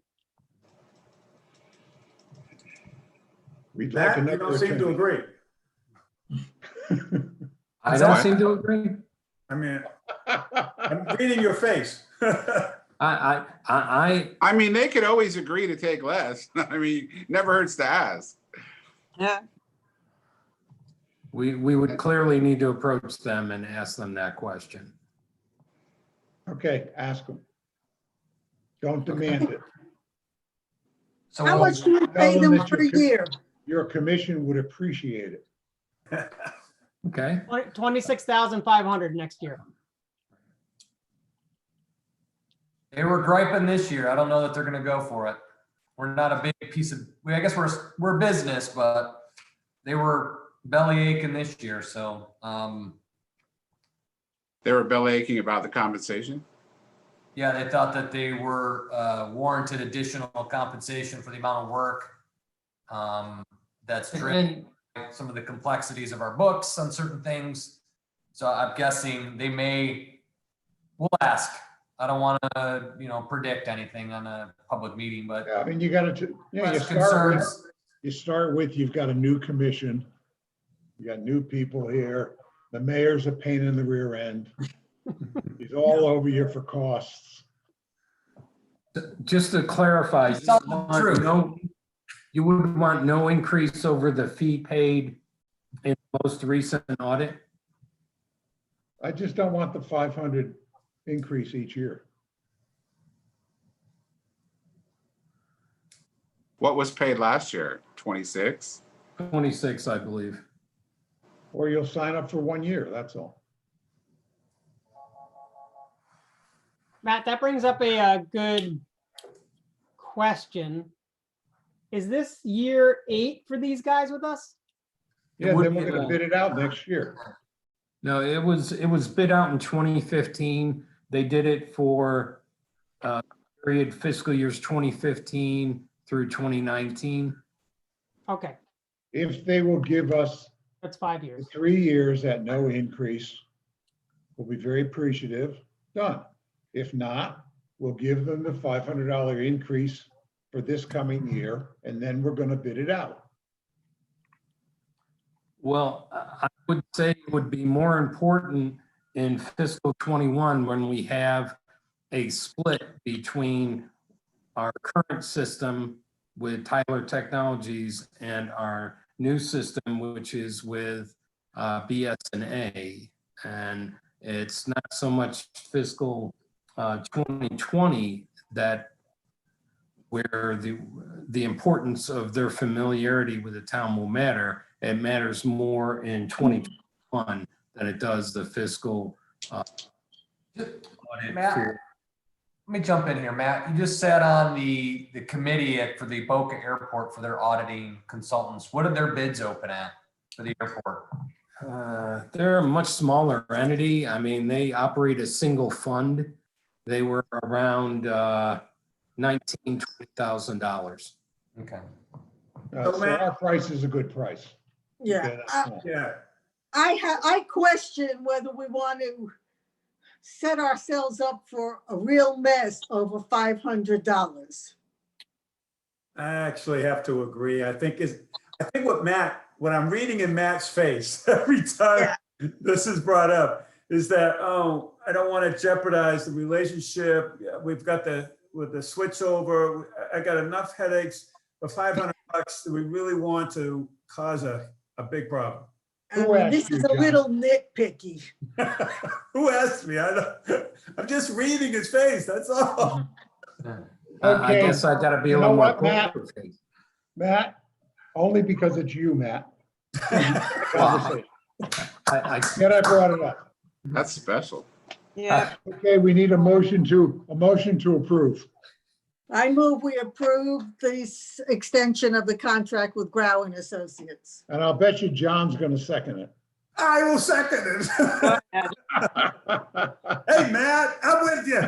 Thank you. You can smile. Okay, all in favor? Aye. Hey, Matt, do we have a policy to bid it out though after this 3 years? Because at that Yeah. point, we'd be coming close to a decade with them, right? Or no?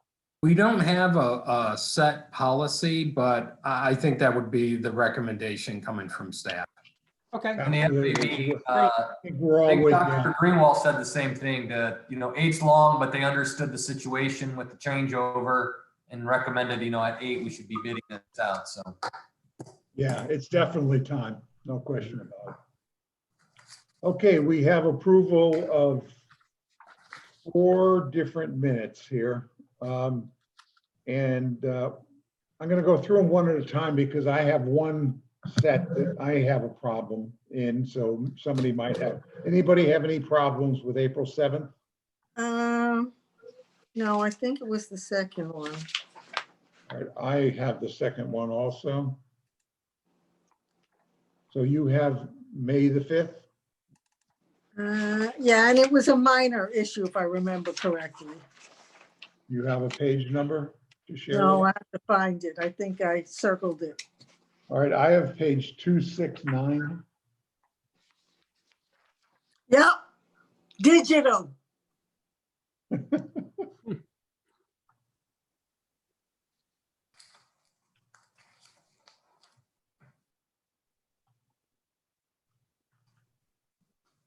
It's- 269. Second paragraph from the bottom. The last full sentence starts on the right. With regards to the elections, he stated that he spoke with the supervisor of the elections, et cetera, et cetera. This is under me. I never spoke with the supervisor of elections. Aha. It says toward explained. I thought that's what the town attorney said. That's what Glenn said. This is part of the town attorney? Yeah, because inside. Yeah. Nine, Yeah. There's direction was to try to structure the project. 6 lines up, it starts with what Glenn said. Yeah. Gotcha. Okay. Takes care of that. No problem. There you go. Well Oh, yeah. done. Okay. Evelyn, did you find yours? Yes, and actually what it was is I believe it's something is attributed to Marshall. But I believe what he said was FDOT was not contemplating any new crosswalks, never mind just digital crosswalks. Where are you? I'm on page 269. Oh, okay. Also. Third paragraph down where it says Town Manager Laverty. Yeah, adding any crosswalks, yeah. Well, basically says the same. FDOT was not contemplating adding digital crosswalks. So, but not every crosswalk is digital. Or needs to be digital. Okay, got it. Okay. Anybody have anything else on May 5? In that same page, 269, last paragraph, second sentence starts with town attorney, and then Commissioner Shoemaker commented that over the next 2 years, the town should avoid a referendum at all costs over the crosswalks, I believe.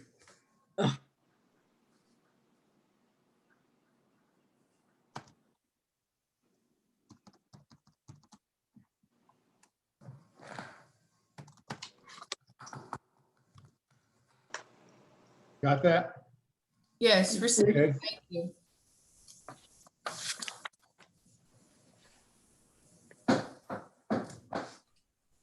Move on to May 19. Anybody have anything on May 19? No. Nope. June 6. Clean. Okay, can we then have a motion to accept all 4 of these? I move we accept all 4 of the draft of the minutes of 4 meetings as You need- presented. I think you need to mention which ones, Oh, the dates. really? Sorry, That means I have to look at them. I got them for you. April 7, May 5, May 19, and June 6th of 2020. Okay. Those. All right, Commissioner. We're getting tired. Can we have a second, please? I second. All in favor? Aye. Aye. Done. Okay, Where was? Peggy, on to you. You have a thought on recognition for residents. Yes, I'll make it brief. We do not have an official Don't make it process. brief, it's a good idea. Well, thank you, sweetheart. You can read here that recently I had learned of someone in town earning an Emmy Award, and the person wishes to remain sort of anonymous. However, it set me thinking. We had a gentleman a few years ago, Peter Rodas, who was up for an Oscar. We've had the part-time resident now having been appointed as a consul in Bermuda. And there have been many other residents in the past who have achieved certain glory. I feel that the town just could come up with a process, keep it simple, to recognize persons who we hear of who achieve a certain honor and should be noted by the town itself. Additionally, we've talked about in the past putting together a recognition of veterans. And I just thought Commissioner Shoemaker might be a good fellow to perhaps head that up if you like. But again, we don't have anything formal, and I think both merit consideration by the commission. Especially I think coming. it's a veterans. lovely idea, really is. Yes, I think we perhaps could all though use we- some more feel good. Yeah, perhaps we though have to wait until after the pandemic is behind us, because we'd like to have a gathering to do it. Sure, understood. Gives us time to flush it out and come up with, ways to do it all. But I think it's a Sure. lovely thought. I think it's a good idea, yeah. I would mind. Awesome. John? I would say it's also it's an excellent idea. It's how we capture those kinds of, notices of success is important. I know that, I'll admit, as a veteran, I have been looking into what it would take for us to have a memorial for all military veterans, all wars, whatever, since Highland Beach has none right now. Something that would be, not extravagant, but maybe in front of town hall, a memorial of some kind for all the militaries. And so doing something before Veterans Day, which is November 11th, might be a little difficult with COVID and all. And I mean, Right. but this is something that I think we need to do. I think we need some time to do it. I know getting even the names of all veterans in Highland Beach Club is not a trivial exercise by any means. But I would embrace it and would like to carry the ball on that. Don't hold me to doing something in the next few weeks, that's all. Right. Understood. Yeah. Great. Thank you, John. Thank you. Thank you, Commissioner Gossett-Simon, for coming up with a great idea. Greg, any thoughts? I think it's a great idea. No I worries. echo Thank what you. everyone said. Yep. Yeah, and I think whatever we do, we do it right. And we'll be proud of it because we're proud of not just our veterans, but people that accomplish special things. And glad you thought of it. Well done. Thank you. Okay. Oh, this was the ad. This was the email that I got, and I guess some others might have gotten it. I don't think the one I got went to the full commission, but she must have written to individual commissioners then. It's about I know, Mayor. wearing masks on the sidewalk. She wrote Yeah. everyone. She wrote everyone and you were left off, and I forwarded and reminded Marshall, or maybe the others did too, to please copy you. Gotcha, okay. So at any rate, listen, it's outdoors. I can tell you all the reasons why I think it's a bad idea, but the one reason I think it's a good idea is it's safety, and safety first in our town.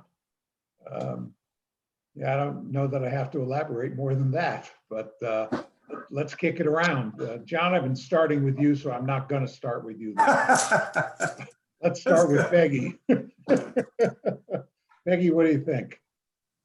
Well, I'll tell you, it may not work for persons exercising. That would be, and I don't mean just a plain walk, but a fast walk or a run or a jog or a bicycle. I frankly tried to run with a mask on, and after breathing my CO2 in and out, I can tell you get a little lightheaded. Oh, I tried biking with it, and it doesn't work when I'm biking with it. No, so I don't know. I've heard of people passing out trying to exercise with a mask on and less. So I'm not sure it would work for that. It sounds great.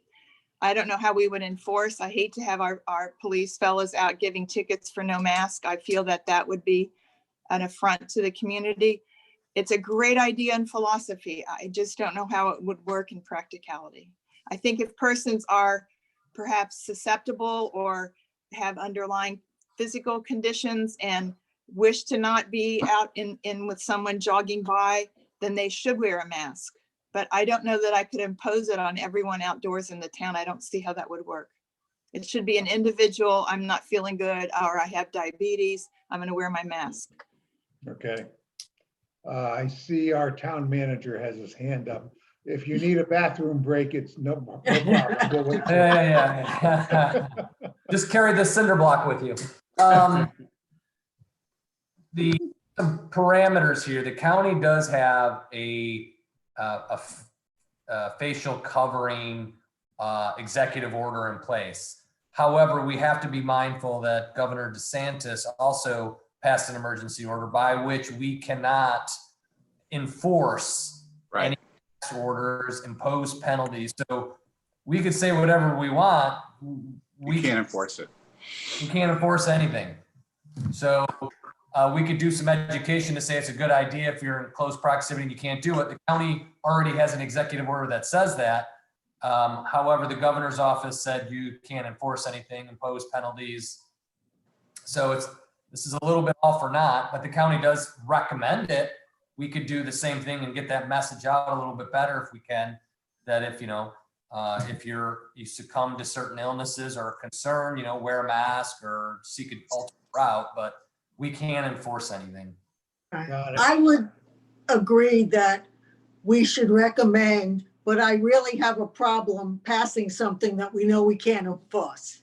To me, that makes no sense, and it sets a bad precedent. Oh, total agreement on that one. Yep. Yeah, we don't want to force anything on our people. And by the way, although I haven't seen it in the last few months, I think people are pretty much using masks where it's appropriate. I mean, common sense says if you're bicycling or if you're running, to wear a mask is ridiculous. On the other hand, I think we have to congratulate a lot of the people in Highland Beach, because it seems to me, I haven't looked at the statistics, but not recently on the death rate. Highland Beach does very well, not only on deaths, but cases compared to all the cities around us, so that we're doing well on 19. The interesting numbers I heard is that 93% of those who are suffering and actually having a problem with COVID are 55 years and older. And as we've learned with Trump in his episode, 95% survivability rate is now for those 75 and over. I got some background noise up. Yeah, I'm hearing it too. In any event, having 95% survivability is good for all of us, especially on this Zoom call. But I think that the county has done well. I think the city of Highland Beach, town of Highland Beach has done very well as well. And this whole thing with masks, I think we're okay with that. Greg?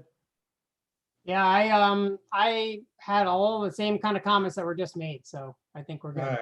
So it looks like in summary, we're gonna pass on this. Much Yes. as we'd like everybody to be wearing them on the sidewalks, not gonna happen. I Okay, agree. Marshall, would you I will respond? respond to her. Yeah. Respond to her, tell her Yeah. we took it up and thank Yes, you. sir. Okay, we're on to commission comments. John, back to you, kid. Well, I think I've made my comments, and you probably com- heard are you- enough from me. Are I'm you good. commented out? I'm good. You're good? Yep. Okay. Evelyn? I think I run my mouth enough for one day. I pass as well. Peggy? Just a question for Marshall. Do we have an update on the sailboat that has been abandoned on the south part of town here and has broken apart and is dredging out the sand? Got my notes. Oh, got it. Thank you. I can do it now. You want me to just do it now? No, do it then. That's cool. Thank Okay, you. Okay, yep. Appreciate it. Greg? Nothing to report. And I'm done. This, I think, was our longest No. meeting on record. Do we get a prize? No. Anything from Free our candy attorney, at Mr. town hall. Rubin? No, sir. I was just say Juno Beach goes 5.5, so you have a ways to go, so. No way. No report, thank you. Okay, well, thank you for joining us today. We Well, appreciate thank you. It's been an entertaining afternoon. Thank you, Lynn. it. Marshall? Yes, I don't want our commission to be outdone by Juno Beach, so I will go on a filibuster. Thank you. Thank you. It all started one warm, sunny day. No, I was kidding. But they are jealous of your AV system, so that's okay. Oh, here we go. There you go. Derek Vessel. So we did, I know folks are very fatigued. We're doing everything that is permitted by state statute to remove derelict vessels. Who would have known if something washes upon your shore, you got to go through this whole process to get it removed.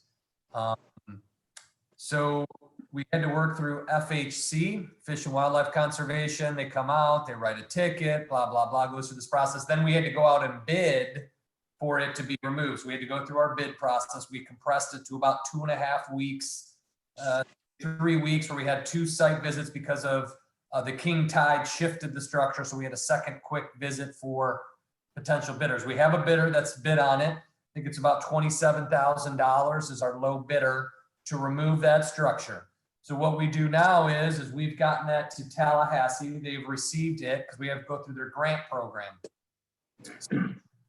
They're reviewing it now. If they approve it, then their grant will fully fund the removal. So we're waiting on Tallahassee to process it and get it through their queue. So we're hoping any day now they'll give us a green light, then we'll execute a quick contract and go from there. At $27,000, I will probably, depending on the timing, bring it back to you for an after the fact approval. We are still under our emergency order for purchasing, so I can move quickly. If Tallahassee gives us a green light to get somebody out there, because I think you guys over $2,000 don't want to wait through procedural to call a meeting and do all that stuff. We have the means to get that thing out of here in a hurry. And then I'll have you guys confirm it, but it's 100% grant funded is what we're hoping for them to do it. If not, then we're going to come back and see if we want to do something. Do we have any way of finding out who owns it? I know. We know that. Yeah. We Yeah, know. Captain Ron Yeah. disappeared. He cut bait and ran out of town. It's a long story. He was aboard and something went haywire. He came ashore into the GoFundMe and took his personal effects and he's gone. So now we have a vessel sitting on here. You can see everybody knows when walking out there, it's all beat up and cracked and falling apart, dangerous. We continue to get the calls. We're doing everything we can to get that thing out of here as quickly as possible. But the way the state law is written, it's kind of difficult. And some of the things we've learned about the number of derelict vessels in the state of Florida is pretty high. I guess people, when they're done with their boat, they just abandon it, let it store somewhere and hope the state takes care of it. So everybody out there, we're working on it. Again, we've done everything in our process. It is in Tallahassee, waiting for them to green light the grant part of it so we can move it out. But $27,000 is good. That's well affordable. And then what the DEP does is they'll give us an emergency permit to get it out of there with the contractor, so we don't have to wait for the normal permitting process, which could be months. They kind of fast track the whole thing to get that vessel out of here, and they'll probably be chopping it up into pieces and pulling it out. So that's basically how the contractor says they'll be doing the work. So the kid from Michigan now knows about derelict vessels on the ocean shore. Coming from a freshwater peninsula, we don't have the same problems, but it's something in the saltwater. But yes, I'm learning every week on different processes in the state of Florida. That's great. Some are very peculiar to me, but every state does it a little bit different. You got it down. We should be happy it's not a tanker or a dredger. True. Yeah, we heard stories. What's that? Sorry. Okay. Yeah. So we heard Marshall, more. is there any recourse for his 30? Sorry, the gentleman had raised over an excess of $3,200, the former boat owner, with his GoFundMe page, which was set up by a Highland Beach resident. He was provided cat food for his cat, meals for a couple of weeks. Is there any recourse to that $3,200, or is it just a lost cause? I've never done a GoFundMe, so I don't know if it goes to the Highland Beach resident that set it up, or it goes directly to this gentleman in question. If it goes directly to him, my guess the money gone. So, okay. But they could. Everybody said he's a real nice guy, so maybe he didn't take the money, but who knows? He seemed to be kind of drifting through it, so who knows? Okay. Going on, any more questions on that, or I'll keep you posted as soon as we get the green light from Tallahassee. I'll let everybody know. We got our annual copper and lead numbers in. Everything is fine. Water's still good, still awarding. Just got the results in today. So we will be getting that communication out, but lead and copper, everything's fine in the water system. Thank you to the 20 residents that allow us into their home to grab those water samples. So we send them a nice little gift for helping us, a little beach bag we got for them, for allowing us into their space, especially during COVID, to grab those samples. But our water is great still. No problems there. Great. Got an email as we, not to double back too much to an older conversation that we had on beach nourishment projects. Delray, I got a call from some resident on the north side of town. Surveyors were going around. As we recall, when we went through oodles of that information, Delray planned beach nourishment projects in fiscal year 22, 23, right on that. So they're doing a survey work for the permitting. I will reach out to the city of Delray and let them give us, hopefully they'll provide us a project schedule so you know more of what that is. Again, if you recall, they were granted initial approval for all these stages back in 1973. So basically they just do a survey work and they continue on that process. But we don't know what their exact schedule is, so I can get that and communicate that to the residents, but there were some surveyors out. But that is an authorized project. They just haven't communicated the schedule with us, but we'll get you those details going forward. The IT stuff that Matt was speaking about, we are headlong into that. The building department, barring any hiccups, will be shutting down latter part of this week. So we won't be taking any building permits in. I believe that's Friday. We won't be taking any permits in, turning off the phones, if you will, as we have to go live to the new system. It's kind of a cumbersome and difficult process, but we're making that switch over this week. And then hopefully, since Monday is a holiday, staff is switching Friday for Monday. So they're going to come in on Columbus Day and do a lot of the updates to the system and get everything, make sure there's no hiccups. I can't tell you that this will go perfectly smooth. There may be a few glitches we have to work out, but there'll be a slight delay in building permits after Thursday until the following Tuesday. So we have a little bit of break. Also, we've gone through all of our prelims, doing preliminary data evaluation for all the finance systems. As Matt indicated, our go live date's right around February. So over the next few months, we're going to be doing some heavy lifting with all of the conversion of that data, training staff and making that go live. So from time to time, I'll let you know, but there'll be times where, staff will be really tied up into that transition.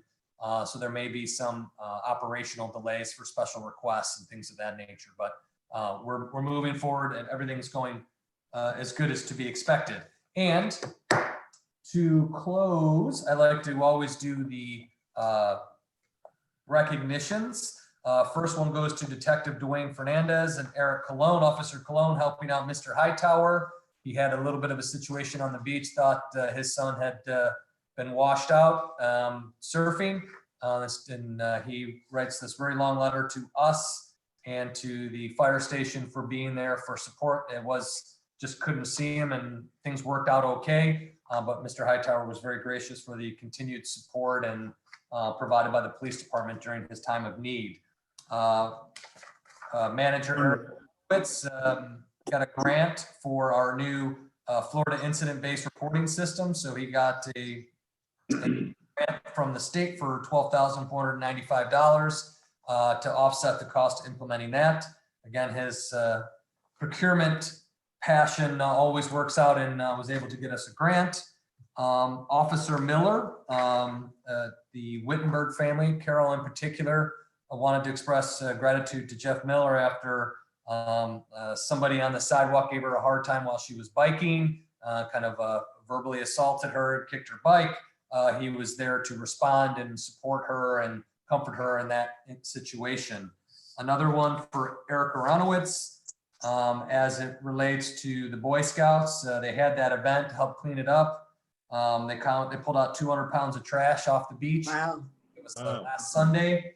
It was not a town sponsored event, but he led the Boy Scouts troop from Boynton Beach through there, and very great success. And lastly, we had an interest to do a blood drive here. I think it's a little too early to be setting up a one blood station here at Town Hall and drawing people in. To them and ask if they could postpone that. Maybe next year will be a good spot to do a little bit of a blood drive. And with that, I am all done. I couldn't do 5.5. I have one question for you. Yes, sir. Why the tie today? The tie? Yeah. Well, the water study is a very serious topic for everyone. I don't want to downplay that, and you're very important to me. Okay. So, respect is sometimes provided through wardrobe. Well, we appreciate it. I Thank have you. a complaint. Time's up, John. Why didn't Give you me a get the phone Boy number for that. Scouts? Hold on. Why didn't you get the Boy Scouts to pick up that boat? Huh? Pick up the boat. There you go. They Okay, did. They tried it their little is- shovels. They just didn't work.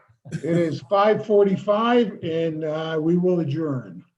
Thank you all very much for your attention and great Appreciate input. it. And have a good evening. Stay Have a safe. good one. Thank you. Okay. Thank Bye-bye, you. everyone. Thank you all.